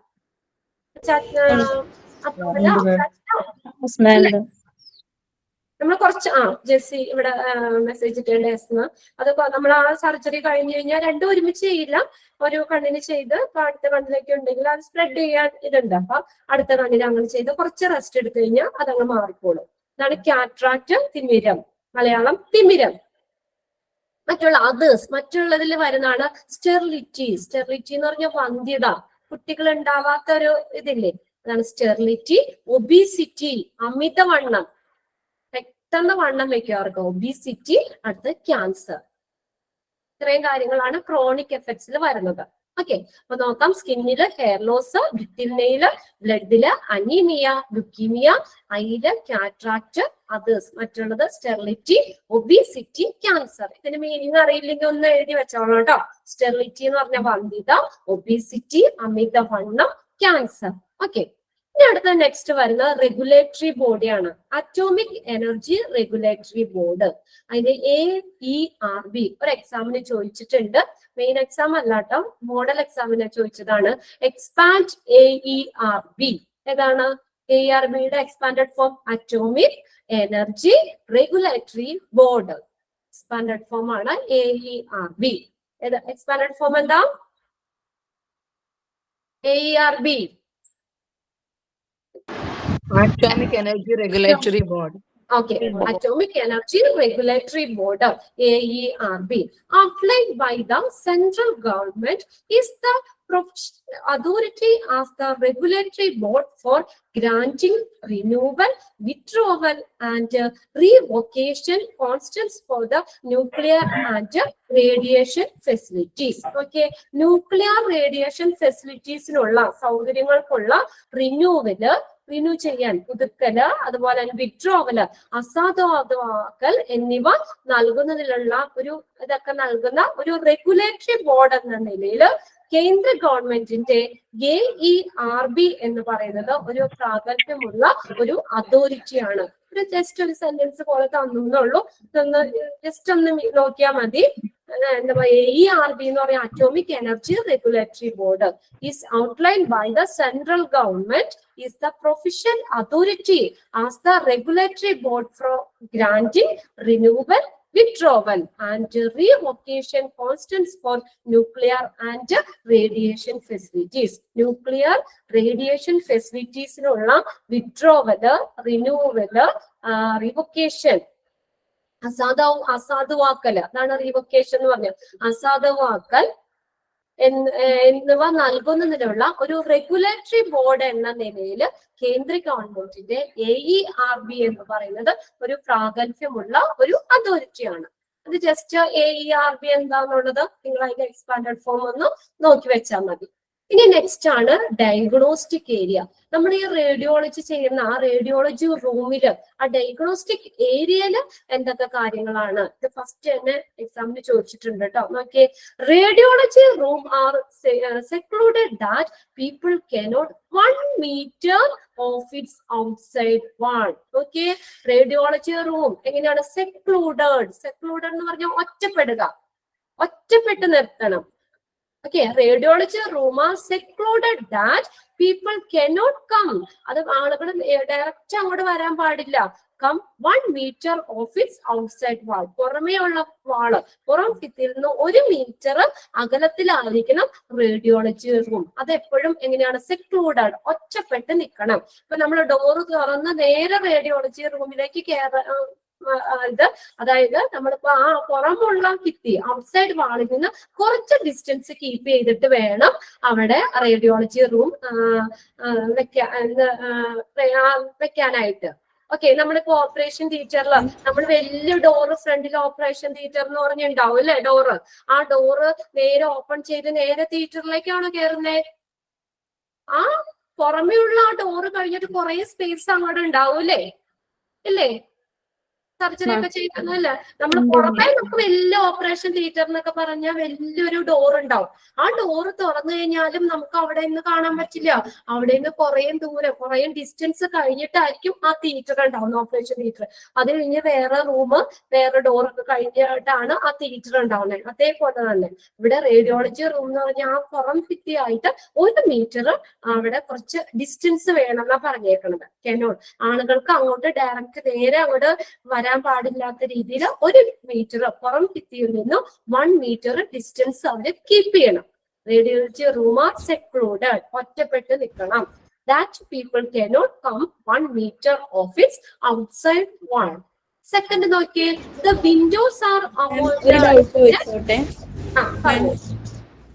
ഇപ്പൊ നമ്മളിപ്പോ റേഡിയേഷൻ ചെയ്തതിന് ഈ അസുഖമൊക്കെ ഉണ്ടാവും പറഞ്ഞില്ലേ, അത് MRI സ്കാനിങ് മാത്രമാണോ? നമ്മൾ എക്സ്റേ എടുക്കുക, സ്കാനിങ് ചെയ്യുക, അതിനൊക്കെ ഇതെല്ലാം എക്സ്റേക്ക് ഒന്നുമില്ല. MRI എന്ന് പറഞ്ഞാൽ അതിന്റെ എന്താ പറയാ, ഏറ്റവും സേഫ് നമ്മൾ പറഞ്ഞല്ലോ അൾട്രാസൗണ്ട് ആന്ന് പറഞ്ഞു. ഒരു റേഡിയേഷൻ ഒന്നുമില്ല. ഇത് ശരിക്കും റേഡിയേഷൻ തന്നെ വെച്ചിട്ടാണല്ലോ നമ്മുടെ ഉള്ളിലുള്ളത്. അതിൻ്റെതായ ചെറിയൊരു ഇതൊക്കെ ഉണ്ടാകും എന്ന് പറഞ്ഞ് നമുക്കിപ്പോ ഈ അസുഖങ്ങൾ ഉണ്ടാകും എന്ന് വിചാരിച്ചിട്ട് നമുക്ക് ചെയ്യാതിരിക്കാൻ പറ്റില്ലല്ലോ. നമ്മുടെ ഡിസീസ് എന്താണെന്ന് കറക്റ്റ് ഡയഗ്നോസ് ചെയ്യണമെങ്കിൽ നമുക്ക് സ്കാനിങ് പറ്റും, സ്കാനിങ് ചെയ്യേണ്ടത് വരും. അത് ചെറിയൊരു റിസ്കുകൾ ഉണ്ടാവാം. അത് പലർക്കും പല രീതിയിലായിരിക്കും. ഇപ്പൊ ചിലർക്ക് ഒരു പ്രശ്നമില്ലാത്തവരുണ്ട്. കുറച്ചൊക്കെ നമ്മുടെ പേടികളും പിന്നെ നമ്മുടെ ഒരു റേഡിയേഷൻ ആണല്ലോ നമ്മുടെ ബോഡിയിലേക്ക് കടത്തി വിടുന്നത്. ഓക്കെ, ചെറിയൊരു ഇതുണ്ടാവും. ഓക്കെ, ഇത്രേ ഉള്ളൂ. പിന്നെ അവിടെ എന്നൊക്കെ വിൻഡോസ് നമ്മൾ ഒഴിവാക്കണം എന്നാ പറഞ്ഞേക്കണേ. Windows are avoided. അപ്പൊ റേഡിയോളജി റൂമിൽ അധികം വിൻഡോസ് ഒന്നും പാടില്ല, വിൻഡോ ഒഴിവാക്കണം. To lessen the penetration of radiation in the nearby area. അപ്പൊ എന്തായാലും അവിടെ നമ്മൾ ഇത് കാണുന്നെങ്കിൽ നമുക്ക് പ്രഗ്നന്റ് ടൈമിൽ നമ്മൾ പറഞ്ഞല്ലോ ഏതാ ഫീച്ചേഴ്സ് ഒക്കെ ഒബ്സർവ് ചെയ്യാനായിട്ട് അൾട്രാസൗണ്ട് ആണ്. ഒരു പ്രശ്നമല്ല കുട്ടിക്ക്. അത് നമ്മൾ ആ സൗണ്ട് വേവ്സ് ആണ് അവിടെ യൂസ് ചെയ്യണത്. അവിടെ റേഡിയേഷൻ ഒന്നും ഉണ്ടാകുന്നില്ല, ഏറ്റവും സേഫ് ആണ്. അത് നമ്മൾ പ്രഗ്നന്റ് സ്റ്റേജിൽ ഈ സ്കാനിങ് ഒന്നും ചെയ്യില്ല വെച്ചാൽ അതിന്റെ ആ റേഡിയേഷൻ കുട്ടിക്ക് അടിക്കാൻ പാടില്ലല്ലോ. അതുകൊണ്ട് അൾട്രാസൗണ്ട് ആണ് ഏറ്റവും സേഫ്, അതാണ് ചെയ്യുന്നത്. ആരോ ഇവിടെ മെസ്സേജ് ഇട്ടായിരുന്നു, ഞാൻ പറഞ്ഞാട്ടോ. നോക്കിയേ, വിൻഡോസ് നമ്മൾ റേഡിയോളജി റൂമില് വിൻഡോസ് നമ്മൾ ഒഴിവാക്കണം. എന്തുകൊണ്ടാ? അല്ലെങ്കിൽ ആ ജനലിൽ കൂടെ പെനിട്രേഷൻ, ആ റേഡിയേഷൻ പുറത്തേക്ക് പോകും. അതുകൊണ്ട് വിൻഡോസ് ഒഴിവാക്കണം. Windows are avoided to lessen എന്ന് പറഞ്ഞാൽ കുറയ്ക്കുക, കുറയ്ക്കുക the penetration of radiation nearby area. തൊട്ടടുത്ത ഏരിയയിലേക്ക്, അതിന്റെ ചുറ്റുപാടേക്ക് റേഡിയേഷൻ പോകാതിരിക്കാൻ, പെനിട്രേറ്റ് ചെയ്യാതിരിക്കാൻ, തുളഞ്ഞു പോകാതിരിക്കാൻ വേണ്ടിയിട്ട്, അല്ലെങ്കിൽ അത് കുറയ്ക്കാൻ വേണ്ടിയിട്ട്, പെനിട്രേറ്റ് ചെയ്ത് പോകുന്നത് കുറയ്ക്കാൻ വേണ്ടിയിട്ട് വിൻഡോസ് അവോയ്ഡ് ചെയ്യണം. പിന്നെ മൂന്നാമത്തെ നോക്കിയേ, all windows are doors to be painted washable paints of good quality. അപ്പൊ ഇത്രയും റേഡിയേഷൻ അല്ലേ അവിടെ നടക്കുന്നത്. അപ്പൊ റേഡിയേഷൻ കൊണ്ട് ഈ പെയിന്റ് ഒക്കെ ഇങ്ങനെ പോകാതിരിക്കാനൊക്കെ വേണ്ടിയിട്ട് നല്ല ഗുഡ് ക്വാളിറ്റിയിലുള്ള വാഷബിൾ പെയിന്റ്സ് വെച്ചിട്ട് വേണം വാളും ഡോർസും ഒക്കെ പെയിന്റ് ചെയ്യാൻ. All walls are doors to be painted washable paints of good quality. നല്ല ക്വാളിറ്റിയിലുള്ള വാഷബിൾ ആയിട്ടുള്ള പെയിന്റ് വെച്ചിട്ട് വേണം ഡോറും വാളൊക്കെ പെയിന്റ് ചെയ്യാൻ. നെക്സ്റ്റ് നോക്കിയേ, ആസ് പെർ ടു BARC. ഇതും എക്സ്പാൻഡഡ് ഫോം ആയിട്ട് ചോദിക്കാം.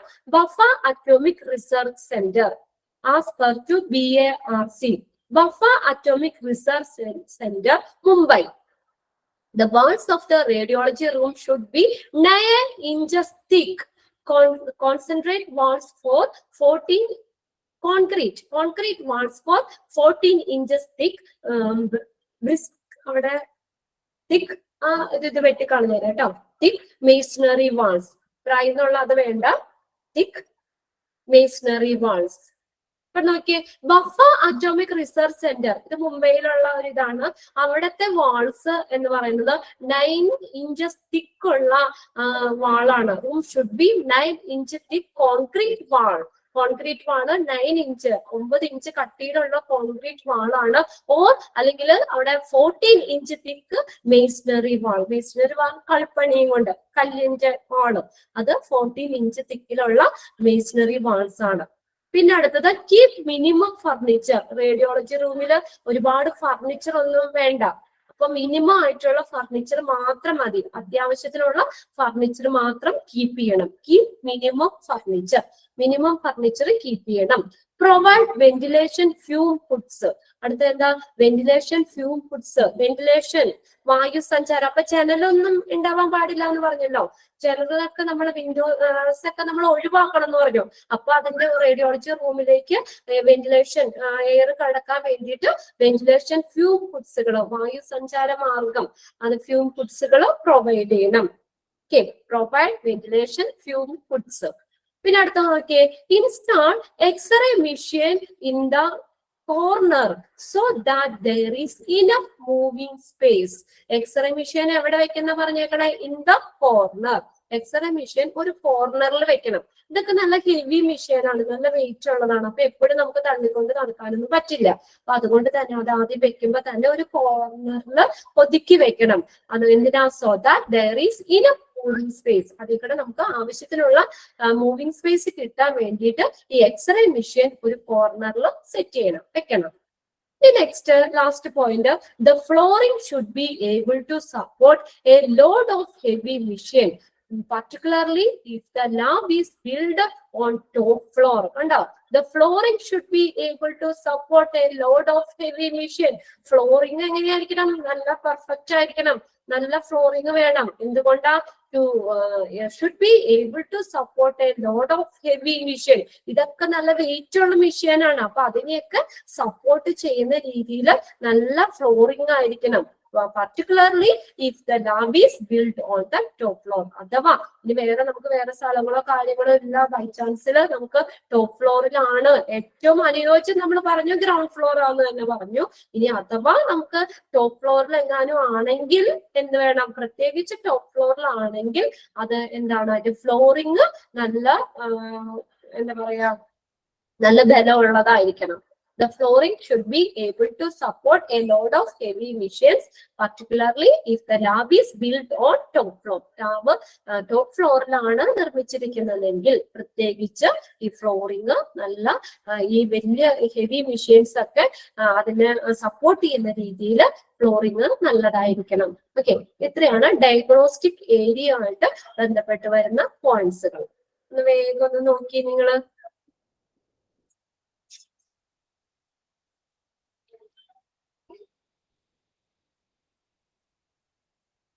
ഏതെങ്കിലും പോയിന്റ്സ് ആർക്കെങ്കിലും ക്ലിയർ ആയിട്ടില്ലെങ്കിൽ ചോദിക്കട്ടോ. ഒന്നുകൂടി പറഞ്ഞിട്ട് നമുക്ക് അടുത്ത ഒരു ഏരിയയിലേക്ക് പോകാം.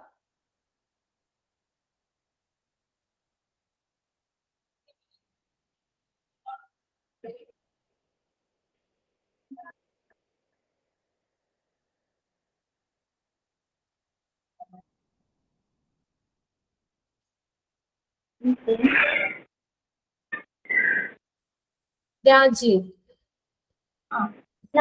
രണ്ട് പോയിന്റ് പറഞ്ഞു. ഏതാണ് ലാസ്റ്റത്തെ രണ്ട് പോയിന്റ്? ഓക്കെ, ലാസ്റ്റത്തെ രണ്ട് പോയിന്റ് നോക്കിയേ. സെക്കൻഡ് ലാസ്റ്റ് പോയിന്റ് നോക്കിയേ. എക്സ്റേ മെഷീൻ എവിടെ വെക്കണം എന്നാ പറഞ്ഞേക്കുന്നത്? എക്സ്റേ മെഷീൻ ഇൻ ദ എവിടെ വെക്കണം നമ്മള്? Install x-ray machine in the എവിടെ രാജി, എവിടെ വെക്കണം എന്നാ പറഞ്ഞത്? കോർണർ. ഓക്കെ, ക്ലിയർ അല്ലേ? എക്സ്റേ മെഷീൻ ഇൻസ്റ്റാൾ ചെയ്യുന്നത് എപ്പോഴും കോർണറിലായിരിക്കണം. എന്തുകൊണ്ടാ? So that there is enough moving space. നമുക്ക് ആവശ്യത്തിനുള്ള ആ ഒരു മൂവിംഗ് സ്പേസ് കിട്ടാൻ വേണ്ടി, ഇപ്പൊ നടുക്ക് കൊണ്ടുവന്ന് വെച്ചാൽ ആദ്യം നമുക്ക് നടക്കാൻ ബുദ്ധിമുട്ടാവുമല്ലോ. അപ്പൊ അതുകൊണ്ട് നമുക്ക് ആവശ്യത്തിനുള്ള മൂവിംഗ് സ്പേസ് കിട്ടാൻ വേണ്ടിയിട്ട് എക്സ്റേ മെഷീൻ കോർണറിൽ വെക്കണം. പിന്നെ അടുത്തത് പറഞ്ഞേക്കുന്നത് എന്താ, നമ്മൾ ഈ മെഷീനുകളൊക്കെ നല്ല ഹെവി മെഷീനാണ്, നല്ല വെയിറ്റ് ഉള്ള മെഷീനാണ്.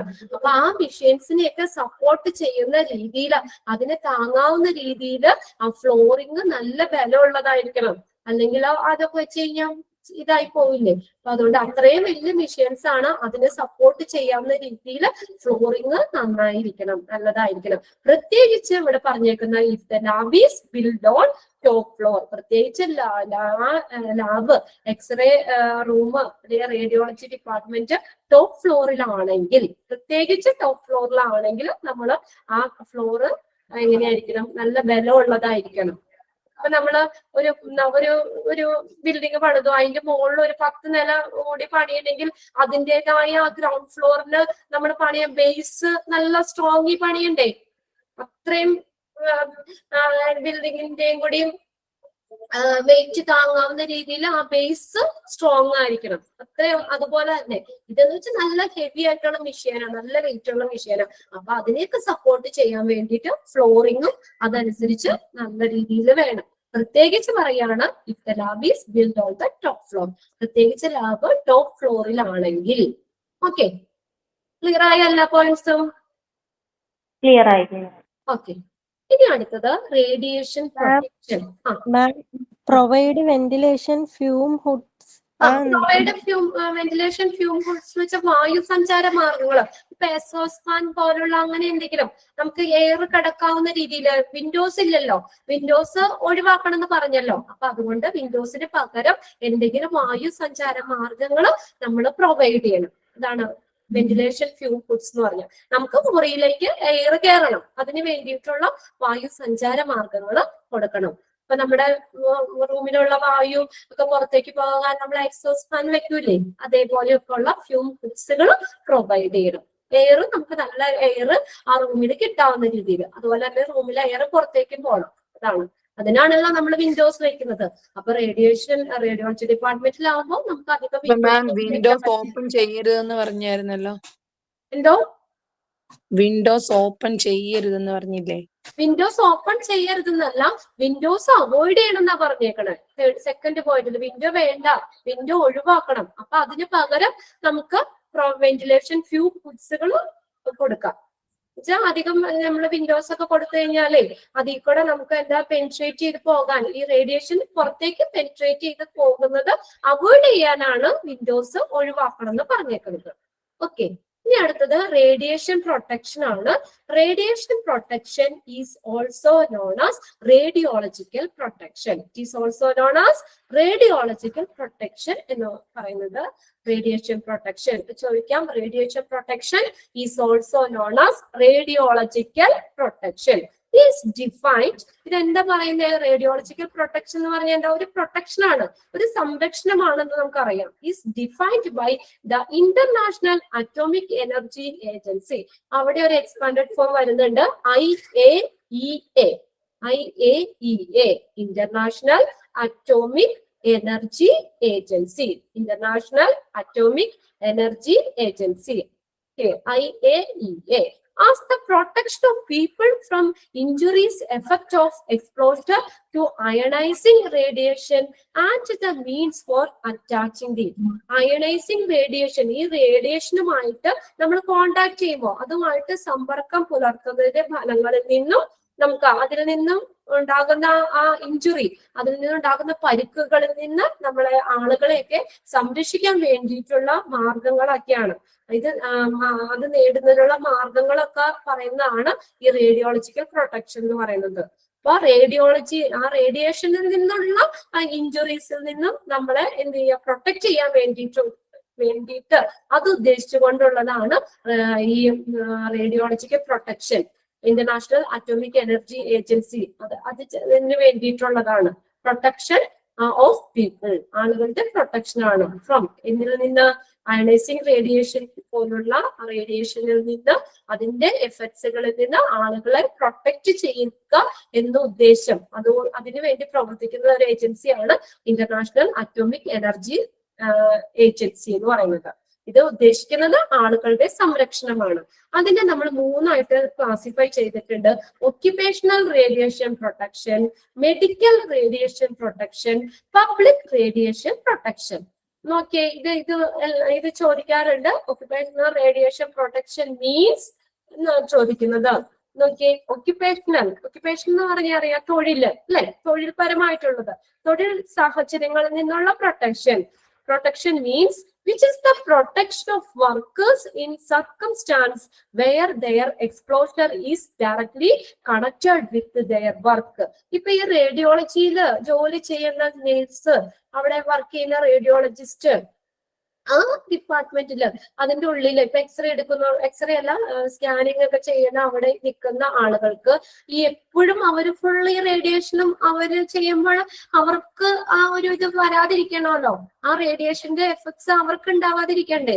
അപ്പൊ അങ്ങനെ ആ ജോലി ചെയ്യുന്ന ആൾക്കാരുടെ പ്രൊട്ടക്ഷൻ ആണ് ഈ ഓക്യുപേഷണൽ റേഡിയേഷൻ പ്രൊട്ടക്ഷൻ എന്നതുകൊണ്ട് ഉദ്ദേശിക്കുന്നത്.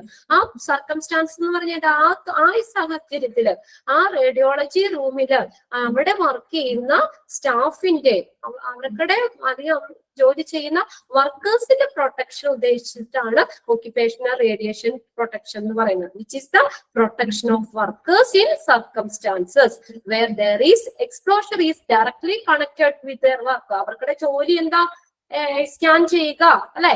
അപ്പൊ അവർക്കുടെ ജോലിയുടെ ഭാഗമായിട്ടുണ്ടാകുന്ന റേഡിയേഷൻ, അതിൽ നിന്നും ആ വർക്കേഴ്സിനെ പ്രൊട്ടക്ട് ചെയ്യുക എന്ന ഉദ്ദേശമാണ് occupational radiation protection.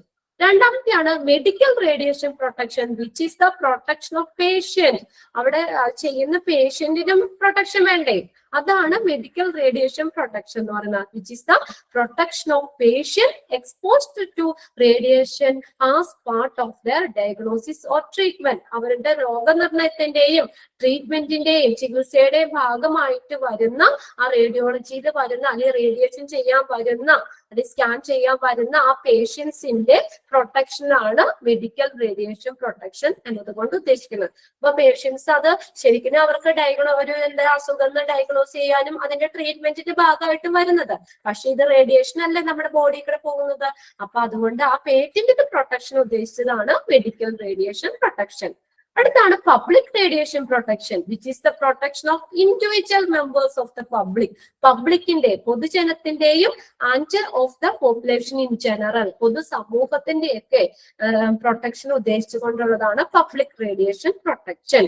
Okay, which is the protection of individual members of the public and of the population in general. പൊതുജനത്തിന്റെയും പൊതുസമൂഹത്തിന്റെയൊക്കെ പ്രൊട്ടക്ഷൻ ഉദ്ദേശിച്ചുകൊണ്ടുള്ളതാണ് പബ്ലിക് റേഡിയേഷൻ പ്രൊട്ടക്ഷൻ. ഓക്കെ, അപ്പൊ ഇവിടെ ചോദിക്കാം എങ്ങനെയാ, occupational radiation protection means the protection of dash workers, patient or public. Option D ആയിട്ട് none of the above എന്നും ചോദിക്കാം. അപ്പൊ ഓക്യുപ്പേഷൻ എന്ന് പറയുമ്പോൾ തന്നെ നമുക്കറിയാലോ ആരുടെ പ്രൊട്ടക്ഷനാ ഉദ്ദേശിക്കുന്നത്? വർക്കേഴ്സിന്റെ. മെഡിക്കൽ റേഡിയേഷൻ എന്ന് പറഞ്ഞാൽ പ്രൊട്ടക്ഷൻ ഓഫ് പേഷ്യൻസിനെ, മെഡിക്കൽ അവരുടെ ട്രീറ്റ്മെന്റിന്റെയും ഡയഗ്നോസിന്റെയും ഭാഗമായിട്ട് ആ റേഡിയോളജിയിൽ വരുന്ന സ്കാനിങ്ങിൽ വരുന്ന പേഷ്യന്റിന്റെ പ്രൊട്ടക്ഷൻ ആണ് മെഡിക്കൽ റേഡിയേഷൻ പ്രൊട്ടക്ഷൻ എന്നതുകൊണ്ട് ഉദ്ദേശിക്കുന്നത്. ഇനി പബ്ലിക് എന്ന് പറഞ്ഞാൽ പബ്ലിക്കിന്റെ റേഡിയേഷനിൽ നിന്ന് പബ്ലിക്കിന്റെ പ്രൊട്ടക്ഷൻ ഉദ്ദേശിച്ചുകൊണ്ടുള്ളതാണ് പബ്ലിക് റേഡിയേഷൻ പ്രൊട്ടക്ഷൻ. ക്ലിയർ ആയോ ഇത് മൂന്നും? ക്ലിയർ അല്ലേ? ഓക്കെ, ഇനി നമ്മുടെ ടൈം കഴിയാറായി അല്ലേ, 2:30 ആയി. കുറച്ചുകൂടി ഉണ്ട്, അത് നമുക്ക് നെക്സ്റ്റ് ക്ലാസ്സിൽ നന്നായി എടുക്കാം.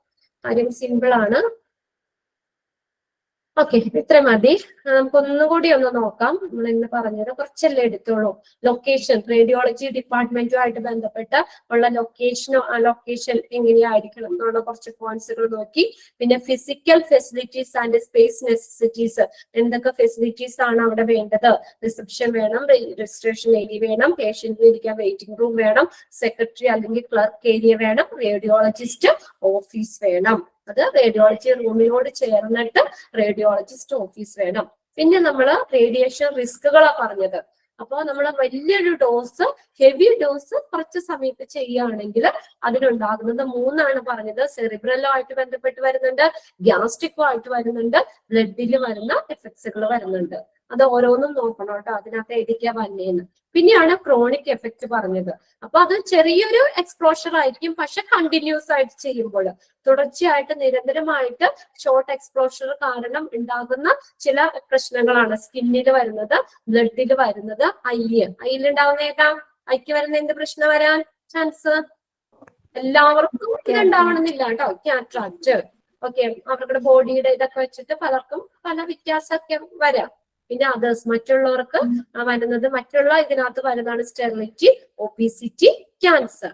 ഓക്കെ, നെക്സ്റ്റ് ആണ് AERB എന്ന് പറഞ്ഞ atomic energy regulatory board expanded form നോക്കണം.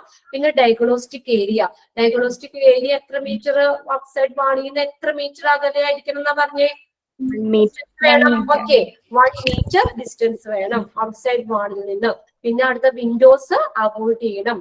ഇത് പെനിട്രേറ്റ് ചെയ്യുക, റേഡിയേഷൻ പുറത്തേക്ക് പെനിട്രേറ്റ് ചെയ്ത് പോകാതിരിക്കാൻ വേണ്ടിയിട്ട് വിൻഡോസ് അവോയ്ഡ് ചെയ്യണം. പിന്നെ നല്ല ഗുഡ് ക്വാളിറ്റിയിലുള്ള വാഷബിൾ പെയിന്റ്സ് കൊണ്ട് ഡോറും വാൾസും പെയിന്റ് ചെയ്യണം. പിന്നെ നമ്മൾ BARC buff atomic research centre പറഞ്ഞു. പിന്നെ കുറച്ച് മിനിമം ഫർണിച്ചർ വേണം, കുറെ ഫർണിച്ചർ ഒന്നും ഇടാൻ പാടില്ല അവിടെ, കുറച്ച് ഫർണിച്ചർ, മിനിമം ഫർണിച്ചർ, ആവശ്യത്തിനുള്ള ഫർണിച്ചർ മാത്രമേ വെക്കാൻ പാടുള്ളൂ. പിന്നെ വെന്റിലേഷൻ, ഫ്യൂം ഫുഡ്സ്, വിൻഡോസ് ഇല്ലാത്തത് കൊണ്ട് തന്നെ വെന്റിലേഷൻ, വായു സഞ്ചാരത്തിന് വേണ്ടിയിട്ട് വെന്റിലേഷൻ ഫ്യൂം ഫുഡ്സുകൾ വേണം. പിന്നെ എക്സ്റേ മെഷീൻ കോർണറിൽ വെക്കണം.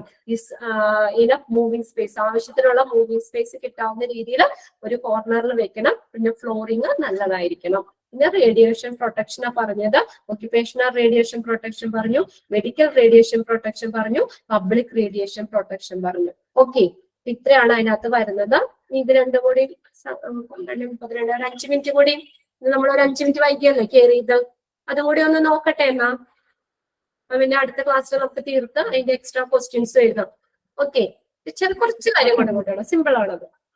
Okay, measures to be taken for protection. പ്രൊട്ടക്ഷന് വേണ്ടിയിട്ട് എന്തൊക്കെ നടപടികൾ നമുക്ക് എടുക്കാൻ പറ്റും? ഫോർ ഫസ്റ്റത്തെ പേഷ്യന്റ് ആട്ടോ, അതൊന്ന് കറക്റ്റ് ചെയ്തേ. ഫോർ പേഷ്യന്റിന്റെ പ്രൊട്ടക്ഷന് വേണ്ടിയിട്ട് എന്തൊക്കെ മെഷേഴ്സ് നമുക്ക് എടുക്കാൻ പറ്റും? ഇതെല്ലാവരും ആ നോട്ടിൽ ഒന്ന് കറക്റ്റ് ചെയ്യട്ടോ. ഫോർ പേഷ്യന്റ്, ഇപ്പൊ എനിക്ക് ഒരു സ്കാൻ ചെയ്യാൻ പോവാണ്, ഞാൻ പേഷ്യന്റ് ആണ്. അപ്പൊ എനിക്ക് എന്തൊക്കെ പ്രൊട്ടക്ഷന്, എന്തൊക്കെ മെഷേഴ്സ്, നടപടികൾ നമുക്ക് എടുക്കാൻ പറ്റും, സ്വീകരിക്കാൻ പറ്റും?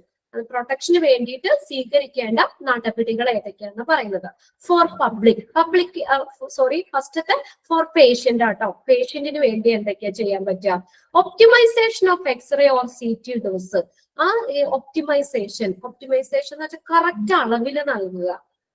അത് എക്സ്റേ ആണെങ്കിലും CT ഡോസ് ആണെങ്കിലും കറക്റ്റ് അളവിൽ നൽകുക. ഇപ്പൊ നമ്മൾ പറഞ്ഞേക്കായും അളവ് കൂട്ടിക്കുറക്കോ ഒന്നും പാടില്ല. എത്രയാണോ അവർക്ക് പറഞ്ഞേക്കണ ആ ഡോസ് അത് കറക്റ്റ് അളവിൽ നൽകുക. അത് നമ്മുടെ പേഷ്യന്റ് പ്രൊട്ടക്ഷന് വേണ്ടിയാ. അളവ് കൂട്ടിക്കഴിഞ്ഞാൽ നമുക്കത് ദോഷമല്ലേ. അപ്പൊ അതുകൊണ്ട് ഫസ്റ്റ് പോയിന്റിൽ വരുന്നത് optimisation of x-ray or CT dose. അത് എക്സ്റേ ആണെങ്കിലും CT ഡോസ് ആണെങ്കിലും ഒക്കെ കറക്റ്റ് അളവിൽ നൽകുക. പിന്നെ ഷീൽഡിങ് ഓഫ് പേഷ്യന്റ് പാർട്സ്. പേഷ്യന്റിന്റെ ഭാഗം നമ്മൾ ഷീൽഡ് ചെയ്യുക, മറയ്ക്കുക, കവചം ഉപയോഗിച്ച്. ഡ്രസ്സുകൾ പ്രത്യേകം സ്കാൻ ചെയ്യുമ്പോൾ വേറെ എക്സ്ട്രാ നമ്മുടെ ഡ്രസ്സിന്റെ പുറമെ അവരെ കോട്ട് പോലത്തെ ഇത് തരൂലേ, അങ്ങനെ. അപ്പൊ അങ്ങനെ ഷീൽഡ് ചെയ്യുക, പേഷ്യന്റ് പാർട്സ് ഷീൽഡ് ചെയ്യുക, മറയ്ക്കുക. ഡ്രസ്സുണ്ട്, പിന്നെ അതുകൂടാതെ നമ്മളിപ്പോ അതെടുക്കുമ്പോ ആ ഒരു ഭാഗം നമുക്ക് ഷീൽഡ് ചെയ്യാം, മറയ്ക്കുക. പേഷ്യന്റിന്റെ പാർട്സ് ഷീൽഡ് ചെയ്യുക, മറയ്ക്കുക. Periodic calibration of machines and quality control. Periodic calibration, ഇടയ്ക്കിടയ്ക്ക് നമ്മൾ മെഷീൻസ് ഒക്കെ പരിശോധിക്കണം എന്ന്. മെഷീൻസ് ആൻഡ് അതിന്റെ ക്വാളിറ്റി നോക്കണം. ഇപ്പൊ നമ്മൾ കുറെ നാളുകൾ അത് ഉപയോഗിച്ചിട്ട് എന്തെങ്കിലും പ്രശ്നങ്ങൾ, അതിൽ എന്തെങ്കിലും ഫോൾട്ട് വരികയാണെങ്കിൽ അപ്പൊ നമുക്ക് ആ പേഷ്യന്റിന് അത് ദോഷമാവും. അപ്പൊ അതുകൊണ്ട് തന്നെ മെഷീൻസും അതിന്റെ ക്വാളിറ്റിയൊക്കെ ഇടയ്ക്കിടയ്ക്ക് അത് ചെക്ക് ചെയ്യണം, അത് കറക്റ്റ് ആക്കി വെക്കണം. Okay, periodic calibration of machine and quality control. ഇടയ്ക്കിടയ്ക്ക് മെഷീൻസും ആ മെഷീന്റെ ക്വാളിറ്റിയൊക്കെ അതൊക്കെ ഒന്ന് പരിശോധിക്കുക. പിന്നെ reduce the time spend near the x-ray source. അതൊരു പ്രധാന കാര്യമാണ്. നമ്മൾ ഒരുപാട് സമയം അവിടെ ചെലവഴിക്കുന്നത്, എക്സ്റേ സോഴ്സിന്റെ അടുത്ത് സമയം ചെലവഴിക്കുന്നത് കുറയ്ക്കുക. Okay, reduce the time spend near the x-ray source. X-ray സോഴ്സിന്റെ അടുത്ത് ടൈം സ്പെൻഡ് ചെയ്യുന്നത് കുറയ്ക്കുക. ഓക്കെ, 4 പോയിന്റ്സ് കിട്ടിയില്ലേ? ഫസ്റ്റ് എക്സ്റേ അല്ലെങ്കിൽ CT ഡോസ് നമ്മൾ കറക്റ്റ് അളവിൽ നൽകുക. പേഷ്യന്റ് പാർട്സ് ഷീൽഡ് ചെയ്യുക, മറയ്ക്കുക. Periodic calibration of machine and quality control. നമ്മൾ മെഷീൻസും അതിന്റെ ക്വാളിറ്റി ഒക്കെ ഇടയ്ക്കിടയ്ക്ക് ചെക്ക് ചെയ്യണം, ഇടയ്ക്കിടയ്ക്ക് പരിശോധിക്കുക. പിന്നെ അത് ഒരുപാട് സമയം എക്സ്റേ സോഴ്സിന്റെ അടുത്ത് നമ്മൾ ഒരുപാട് സമയം സ്പെൻഡ് ചെയ്യുന്നത് കുറയ്ക്കുക. Reduce the time spend near the x-ray source. Okay, clear ആയോ? ക്ലിയർ ആയോ? ഓക്കെ, എന്നാ ഇത് മതി. ഇപ്പൊ തന്നെ ഫസ്റ്റ് ക്ലാസ്സിലുള്ള കുട്ടികളിൽ പലരും ഇതിന് ഇടയ്ക്ക് പോയിട്ടുണ്ട്. മാക്സിമം എന്തായാലും നമ്മൾ ഒരു കോഴ്സ് ഇതിനകത്ത് നമ്മൾ ഇറങ്ങി പുറപ്പെട്ടു. 6 മാസത്തേക്കുള്ള ഒരു കോഴ്സാണ്. നിങ്ങൾ ഇത്രയും കാശ് കൊടുത്ത് നമ്മൾ ക്ലാസ്സിൽ ജോയിൻ ചെയ്യുന്നതാണ്. ചിലർക്ക് വേറുള്ള ജോലി സംബന്ധമായിട്ടുള്ള പ്രശ്നങ്ങളൊക്കെ കാരണം ചിലപ്പോൾ അവർക്ക് ലൈവ് ക്ലാസ്സിൽ കയറാൻ പറ്റണമെന്നില്ല. ഓക്കെ, അവരുടെ ജോലിയുടെ ഭാഗമാണെന്ന് വിചാരിക്കാം. പക്ഷെ നമ്മൾ ഈ ലൈവ് ക്ലാസ്സിൽ കയറാൻ പറ്റുന്നവർ മാക്സിമം ക്ലാസ്സിൽ കയറുക. എന്തുകൊണ്ടാ പറയാൻ കാര്യം എന്ന് വെച്ചാൽ നമുക്ക് ആ ഒരു ഇപ്പൊ 2 മണിക്കൂറത്തെ ക്ലാസ് ഉണ്ട്. ഇന്ന് നിങ്ങൾക്ക് ഇത് മിസ്സായി, ലൈവ് ക്ലാസ്സിൽ കയറാൻ പറ്റിയില്ല. നാളെ ആ ക്ലാസ് വരുമ്പോ നമുക്ക് നാളെ കാണുമ്പോൾ അന്നത്തെ 2 ക്ലാസ്സും ഇന്നത്തെ വരുമ്പോ 4 മണിക്കൂർ നമ്മൾ കണ്ടിന്യൂസ് ആയിട്ട് ഇരുന്ന് കാണണം. അത് ആരും കാണൂല, അങ്ങനെ നമുക്കറിയാം. അതുകൊണ്ടാണ് പറയുന്നത് കണ്ടിന്യൂസ് 4 മണിക്കൂർ നമ്മൾ സ്കൂളിൽ ഇരിക്കണ പോലെ ഇരുന്ന് പഠിക്കൂലല്ലോ. അപ്പൊ അങ്ങനെ അത് സ്കിപ്പ് ചെയ്ത് പോകും. അപ്പൊ നമുക്ക് എന്താ പറയാ, റെഗുലർ ആയിട്ട് നമ്മൾ പഠിച്ചു പോവാണെങ്കിൽ നമുക്ക് പഠിക്കാനും ഇൻട്രസ്റ്റ് ആയിരിക്കും, നമുക്ക് അത് ഫോളോ ചെയ്ത് പോരാനും പറ്റും. അല്ലെങ്കിൽ എക്സാമിന്റെ സമയം വരുമ്പോൾ നിങ്ങൾക്ക് അത് ബുദ്ധിമുട്ടാകും. ഇപ്പൊ മാക്സിമം ഇപ്പൊ ആദ്യം 70 സംതിങ് കുട്ടികൾ ഉണ്ടായിരുന്നു, ഇപ്പോ എത്ര 46 അവിടെ കാണിക്കുന്നുള്ളൂ. ഒരുപാട് പേര് ഇടയ്ക്കൊന്ന് പോയിട്ടുണ്ട്. വലിയ തിരക്കുകൾ അത്യാവശ്യം കാര്യങ്ങളാണെങ്കിൽ ഓക്കെ, നമുക്ക് മനസ്സിലാക്കാം. അല്ലാതെ മാക്സിമം ലൈവ് ക്ലാസ്സിൽ കയറാൻ പറ്റുന്നവർ കയറുക. ഈ എക്സാമിന്റെ സമയമാകുമ്പോഴത്തേക്കും നിങ്ങൾക്ക് ബുദ്ധിമുട്ടായിരിക്കും. അതുകൊണ്ടാണ്. ഓക്കെ, മാക്സിമം ക്ലാസ്സിൽ കയറുക, റെഗുലർ ആയിട്ട് നിങ്ങൾ ക്ലാസ് കാണുക, അതുപോലെയുള്ള നോട്ട്സ് കാര്യങ്ങൾ പറയുന്നത്. ഇന്നിപ്പോ കുറച്ചല്ലേ നമ്മൾ എടുത്തുള്ളൂ, ഇന്ന് തന്നെ വായിച്ചു വെക്കാവുന്ന കാര്യമുള്ളൂ. റെഗുലർ ആയിട്ട് പോയേ, നമ്മൾ അങ്ങനെയല്ലേ, നമ്മൾ സ്കൂളിലാണെങ്കിലും പഠിക്കുമ്പോൾ നമുക്ക് ചില ടീച്ചേഴ്സിനോട് ഒരു പ്രത്യേക ഒരു ഇഷ്ടം തോന്നും. എന്തുകൊണ്ടാണ് നമ്മൾ അവരുടെ കാര്യങ്ങൾ ഫോളോ ചെയ്ത് പഠിക്കുന്നുണ്ട് അല്ലെ. അപ്പൊ ഒരു ഒട്ടും പഠിക്കാത്തൊരു സബ്ജക്റ്റ് ആണെങ്കിൽ നമുക്ക് എന്താ പറയാ, ആ ഒരു ക്ലാസ് കയറാനും അല്ലെങ്കിൽ അത് ഫോളോ ചെയ്യാനും ഇതായിരിക്കും. അപ്പൊ അതിനു വേണ്ടി എന്ത് ചെയ്യണം, നമ്മൾ റെഗുലർ ആയിട്ട് പഠിക്കണം. റെഗുലർ ആയിട്ട് ഓരോ ദിവസവും എല്ലാ ടീച്ചേഴ്സിന്റെ ക്ലാസ്സുകൾ റെഗുലർ ആയിട്ട് കാണുമ്പോൾ നിങ്ങൾക്ക് അത് ഓൾറെഡി നമുക്കത് മനസ്സിലാവും. അല്ലെങ്കിൽ നമ്മളിപ്പോ ഇന്ന് ക്ലാസ് കണ്ടില്ല, നാളെ കയറുമ്പോൾ ചിലപ്പോൾ ഇത് നമുക്ക് മനസ്സിലാവണമെന്നില്ല. അപ്പൊ നിങ്ങൾക്ക് ബോറാവും ക്ലാസ്. ഓക്കെ, മനസ്സിലാക്കി പഠിച്ചു പോകുകയാണെങ്കിൽ ഒരു പ്രശ്നമില്ല, നിങ്ങൾക്ക് എക്സാമിനും എളുപ്പമായിരിക്കാം. ഇപ്പൊ ഈ ക്ലാസ്സിൽ കയറിയവർക്ക് എന്തെങ്കിലുമൊക്കെ ആയിട്ട് നമുക്ക് കിട്ടിയിട്ടുണ്ടാവും ഇതിൽ നിന്ന് തന്നെയുള്ള ക്വസ്റ്റ്യൻസ്. ഈ ചാപ്റ്റർ കഴിയുമ്പോൾ നമുക്ക് പറ്റതുപോലെ തന്നെ എക്സ്ട്രാ ക്വസ്റ്റ്യൻസ് ഒക്കെ എഴുതാം. ഓക്കെ, അതുകൊണ്ട് മാക്സിമം അങ്ങനെ ചെയ്യുക. പിന്നെ നിങ്ങളുടെ ഏത് ബാച്ചിലെ കുട്ടികളൊന്നും അറിയില്ല, ഹോസ്പിറ്റൽ അഡ്മിനിസ്ട്രേഷന്റെ ഭാഗത്ത് കുട്ടികളുടെ ഭാഗത്ത് നിന്ന് നല്ല റെസ്പോൺസ് ഒക്കെ വരുന്നുണ്ട്. നല്ല ക്ലാസ് ആണ്, ക്ലാസ്സുകളൊക്കെ മനസ്സിലാവുന്നൊക്കെ കമന്റ്സ് കാര്യങ്ങളൊക്കെ വരുന്നുണ്ട്. അത് ഓഫീസിൽ നിന്ന് നിങ്ങളെ അറിയിച്ചായിരുന്നു. Okay, thank you. ഓക്കെ, ക്ലാസ്സുകളൊക്കെ നിങ്ങൾക്ക് കുഴപ്പമില്ലല്ലോ? നല്ല ക്ലിയർ ആണ്. ഫോളോ ചെയ്യാൻ പറ്റുന്നില്ല, മനസ്സിലാവുന്നില്ലെങ്കിൽ ടീച്ചേഴ്സ് എപ്പോഴും അവൈലബിൾ ആണ്. ക്ലാസ്സിൽ തന്നെ നിങ്ങൾ അത് ചോദിച്ച് മനസ്സിലാക്കി നിങ്ങളുടെ ഭാഗം ക്ലിയർ ചെയ്യുക. Okay ma'am, thank you. Okay ma'am, thank you. Thank you ma'am. Thank you ma'am. Thank you. Thank you ma'am.